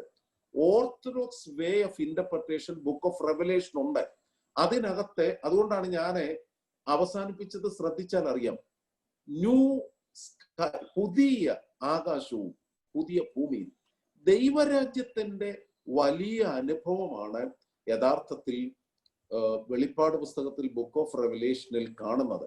അതുകൊണ്ടാണ് 4-ാം അധ്യായം മുതൽ ചർച്ച് ഇൻ ഹെവൻ, സ്വർഗത്തിലുള്ള സഭയെ കുറിച്ചുള്ള വിശദീകരണമാണ്. അവിടെ ശുഭ്രവസ്ത്രധാരികളായി കയ്യിൽ കുരുത്തോല പിടിച്ച് അനേകർ ദൈവസന്നിധിയിൽ അനവരതം സ്തുതിക്കുന്നു. നോക്കിക്കേ, അനവരതം സ്തുതിക്കുന്നു. അപ്പം റിസറക്റ്റഡ് ഹ്യൂമാനിറ്റിയിലെ ഇറ്റേണിറ്റി ഓഫ് ദി ബിലീവേഴ്സ്, വിശ്വാസികളുടെ നിത്യജീവനെ കുറിച്ചുള്ള പ്രതിപാദനമാണ് യഥാർത്ഥത്തിൽ വെളിപ്പാട് പുസ്തകം. അതുകൊണ്ടാണ് അവസാനിക്കുന്നത്, കർത്താവായ യേശുവേ വേഗം വരണമേ, കർത്താവായ യേശുവേ വേഗം വരണമേ, നിന്നോടുകൂടെ നിത്യതയിൽ ഞങ്ങൾ ആനന്ദിക്കുവാൻ നോക്കി പാർത്തിരിക്കുന്നു. അല്ലാതെ വെളിപാട് പുസ്തകത്തിനെ വേറെ അർത്ഥതലങ്ങൾ കൊടുത്തുകൊണ്ട് വ്യാഖ്യാനിക്കുമ്പോഴാണ് വെളിപാട് പുസ്തകം കർത്താവിന്റെ 2ാമത്തെ വരവിനെ കുറിച്ച് നമുക്ക് വലിയ ഭീതി ഉളവാക്കുന്ന സന്ദേശം തരുന്നു എന്ന് പറയുന്നത്. It's not orthodox interpretation. മറ്റൊന്ന്, what are the steps to abide in Christ every day? നിത്യേന ക്രിസ്തുവിൽ വസിക്കാനുള്ള അതിനെ അച്ഛൻ ഒത്തിരി പ്രായോഗിക കാര്യങ്ങൾ നമ്മുടെ ജീവിതത്തിൽ നമുക്ക് പറയാമല്ലോ. ഞാനത് ഓർമ്മിപ്പിച്ചു. Reading of the Bible, daily prayer, അതുപോലെ തന്നെ നമുക്ക് നിർവഹിക്കാവുന്ന കാരുണ്യ പ്രവർത്തനം, ഇതൊക്കെ നമുക്ക് പ്രായോഗിക തലത്തിൽ പറയാം. എന്നാൽ ഏറ്റവും ശക്തമായിട്ടുള്ളത് മാമോദിസ നമ്മൾ സ്വീകരിച്ച് നമ്മുടെ ശരീരം ദൈവത്തിന്റെ മന്ദിരമാണെന്നുള്ള നല്ല ഒരു സ്പിരിച്വൽ കോൺഷ്യസ്നെസ് നമുക്ക് ഉണ്ടാകണം. അവിടെയാണ് യഥാർത്ഥത്തിൽ ഈ പ്രാർത്ഥിക്കാൻ എങ്ങനെ അറേഞ്ച് ചെയ്യുമെന്നൊക്കെ നമ്മൾ ചോദിക്കുന്ന ചോദ്യം പോലും മാമോദിസയുടെ അനുഭവത്തെ കുറിച്ച് ബോധ്യമില്ലാത്തതുകൊണ്ട് ചോദിക്കുന്നതാണ്. മാമോദിസയുടെ അനുഭവത്തെ കുറിച്ച് ബോധ്യമുണ്ടെങ്കിൽ എങ്ങനെ പ്രാർത്ഥിക്കാതിരിക്കാൻ ഒക്കും? വിശുദ്ധ കുർബാന അനുഭവത്തിലൂടെ ഞാൻ ക്രിസ്തു ശരീരത്തിന്റെ ഭാഗമാണ് എന്നത് വിശ്വാസ ഭാഗമാകുമ്പോൾ എങ്ങനെ നമുക്ക് പ്രാർത്ഥിക്കാതെ, കരുണ ചെയ്യാതെ, മറ്റുള്ളവരെ കരുതാതിരിക്കാൻ നോക്കും? അതുകൊണ്ട് യഥാർത്ഥത്തിൽ ശരിയാകേണ്ടത് ഒരു സാക്രമെന്റൽ വേ ഓഫ് ലൈഫ് തന്നെയാണ്. അതിൽ നിന്ന് പ്രായോഗിക ജീവിതചര്യകൾ ഉണ്ടാകും. വിശുദ്ധന്മാർ, പ്രത്യേകിച്ച് പരിശുദ്ധനായ പരമന തിരുമേനിയും പരിശുദ്ധ പാമ്പാടി തിരുമേനിയും നമ്മുടെ സഭയിലെ വിശുദ്ധ പിതാക്കന്മാർ, അവരുടെ പ്രസംഗമോ അവർ നടത്തുന്ന കുറെ ഇൻസ്റ്റിറ്റ്യൂഷണലൈസ്ഡ് ആക്ടിവിറ്റീസോ ഒന്നും അല്ല, മറിച്ച് അവർ പ്രതിഫലിപ്പിക്കുന്ന ജീവിത വിശുദ്ധി. ആ ജീവിത വിശുദ്ധിയാണ് ക്രിസ്തു അവരിൽ വസിക്കുന്നു എന്ന വലിയ ബോധ്യം അവർക്ക് നൽകിയത്. അതുതന്നെ നമ്മുടെ ജീവിതത്തിലും ഉണ്ടാകണം എന്നാണ് എൻ്റെ ചെറിയൊരു അഭിപ്രായം. രണ്ടോ മൂന്നോ പേർ എന്റെ നാമത്തിൽ അവിടെ കൂടിയാലും അതൊന്നും അല്പം അതെ. നിനുവയിലെ മാർ ഇസഹാക്കും അതുപോലെ തന്നെ സെറുഗിലെ മാർ യാക്കോബും ഒക്കെ വിവരിക്കുന്ന, അതുപോലെ ജോൺ ക്രിസോസ്റ്റം യോഹന്നാന്റെ സുവിശേഷം 17-ാം അധ്യായം അദ്ദേഹം ഇന്റർപ്രറ്റ് ചെയ്യുമ്പോൾ അദ്ദേഹം പറയുന്ന ഒന്നാണ്, ഈ 2-3 പേർ എന്ന് പറയുന്നത് നമ്മുടെ ഒരു ഫെലോഷിപ്പിനെ കുറിച്ച് പറയാം. അതേസമയം അദ്ദേഹം അതിന് കൊടുത്ത നല്ല ഇന്റർപ്രിട്ടേഷൻ, നമ്മൾ പ്രാർത്ഥിക്കുന്നത് യേശു ക്രിസ്തു നമ്മിൽ വസിക്കുന്നത് കൊണ്ടാണ്. നമ്മുടെ പ്രാർത്ഥനയിൽ ക്രിസ്തു നമ്മോടുകൂടെ ഉണ്ട്, ക്രിസ്തുവിൽ പിതാവാൻ ദൈവമുണ്ട്. അപ്പം പിതാവാൻ ദൈവം ക്രിസ്തുവിൽ, ക്രിസ്തു നമ്മിൽ. അപ്പൊ 3 പേരെന്ന് പറയുന്നത് പിതാവാൻ ദൈവവും യേശു ക്രിസ്തുവും നമ്മളും, അല്ലെങ്കിൽ വ്യക്തിപരമായി പ്രാർത്ഥനയ്ക്കിരിക്കുന്ന വ്യക്തിയും. ഈ ഒരു ബോധ്യം, അതിന് പറയുന്നത് ആത്മീക ജീവിതത്തിലെ ഒരു ഉയർന്ന തലമാണത്. ഈ നമ്മളിപ്പോ പ്രായോഗിക തലത്തെ കുറിച്ചൊക്കെ ചിന്തിക്കുന്നില്ലേ? സത്യത്തിൽ ക്രിസ്തുവിൽ വസിക്കുന്നു എന്ന ഒരു വലിയ ആത്മീക ബോധ്യം നമുക്കുണ്ടാകുമ്പോൾ അവിടെയാണ് നമ്മുടെ ദൈവദർശനവും നമ്മുടെ കാരുണ്യ പ്രവർത്തനത്തിന്റെ പ്രസക്തിയും എല്ലാം വരുന്നത് ആ ആത്മീക ദർശനത്തിലാണ്. ഈ യോഹന്നാൻ അപ്പോസ്തലൻ വെളിപാടിന്റെ അനുഭവം പറയുന്നത് എന്താ? കർത്തൃ ദിവസത്തിൽ ആത്മവിവശനായി, എക്സ്റ്റസി. ആ ആത്മവിവശതയിലാണ് സ്വർഗം തുറന്നിരിക്കുന്നത്, ദൈവസന്നിധിയിൽ നിലകൊള്ളുന്ന ബോധ്യവും ഉണ്ടാകുന്നത്. ഓരോ പ്രാർത്ഥനയിലും കൗദാശിക അനുഭവത്തിലും ഈ ആത്മവിവശത നമുക്കുണ്ടാകും. അവിടെയാണ് ക്രിസ്തു നമ്മിൽ വസിക്കുന്നു, നാം ക്രിസ്തുവിൽ ജീവിക്കുന്നു എന്ന ബോധ്യം നമുക്കുണ്ടാകുന്നത്. യഥാർത്ഥത്തിൽ യേശു ക്രിസ്തുവിന്റെ ചിന്ത നമ്മുടെ ചിന്തയായി മാറുന്നു, യേശു ക്രിസ്തുവിന്റെ പ്രവർത്തനം നമ്മുടെ പ്രവർത്തനമായി മാറുന്നു, യേശു ക്രിസ്തുവിന്റെ സമീപനം നമ്മുടെ സമീപനമായി തീരുന്നു. അതാണ് ക്രിസ്തുവിൽ വസിക്കുന്നു എന്ന അനുഭവം. Okay, thank you. ഈ നമ്മളൊന്ന് വാമപ്പ് ചെയ്ത് വരികയായിരുന്നു, പക്ഷെ വി ഹാവ് ടു സ്റ്റോപ്പ്. ഈ ചോദ്യങ്ങൾ കൂടുതൽ എന്നുള്ള സമയമില്ല, വേറെ time restricted frame work. So thank you അച്ഛ. പിന്നെ ഇതിനകത്തുള്ള ഒരു പ്രോബ്ലം, ഈ നമ്മൾ ഒരു കാര്യം കൂടെ ഓർത്തോണം.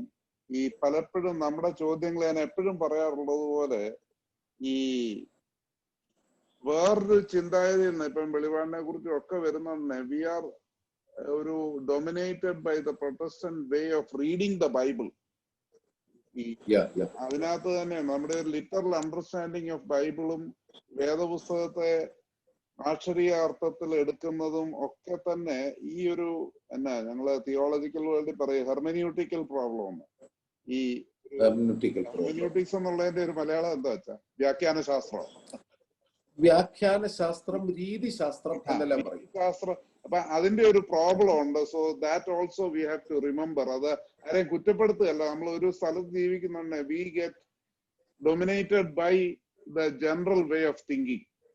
അപ്പം അത് so that also is there. So thank you അച്ഛ for the excellent presentation overall. I know that I think we can spend a whole day trying to answer the questions alone. Okay, Ebiacha, what is the next one? ഞാനൊന്ന് leave ചെയ്തോട്ടെ. തീർച്ചയായിട്ടും അച്ഛാ. അച്ഛന് concluding ആയിട്ട് എന്തെങ്കിലും final message ഉണ്ടെങ്കിൽ പറഞ്ഞു. Okay അച്ഛാ, താങ്ക് യു വെരി മച്ച്. വളരെയധികം സന്തോഷം. വളരെയധികം സന്തോഷം. ഇന്ന് നാട്ടിലെ ശനിയാഴ്ച വൈകുന്നേരമാണ്. നാളെ രാവിലെ വിശുദ്ധ കുർബാനയ്ക്ക് വേണ്ടിയിട്ട് അച്ഛൻ ഇറങ്ങേണ്ടതുണ്ട്. ഇത്രയധികം സമയം നമ്മളോടൊപ്പം ചെലവഴിച്ചതിൽ ഈ ഞങ്ങളിവിടെ കൂടിയിരിക്കുന്ന എല്ലാവരുടെയും കുറെ അധികം വൈദികരുണ്ട്, അവരുടെ അഭിമന്യ തിരുമേനിക്ക് വേണ്ടി എല്ലാവരുടെയും പേരിൽ ഹൃദയത്തിന്റെ ഭാഷയിൽ ഞങ്ങളുടെ നന്ദി അച്ഛനെ അറിയിക്കുന്നു. ഞങ്ങൾക്കും ഞങ്ങളുടെ മിനിസ്ട്രിക്കും ഒക്കെ വേണ്ടി അച്ഛനും പ്രാർത്ഥിക്കുകയും അഭ്യർത്ഥിക്കുകയും ചെയ്യുന്നു. താങ്ക് യു അച്ഛൻ. Thank you.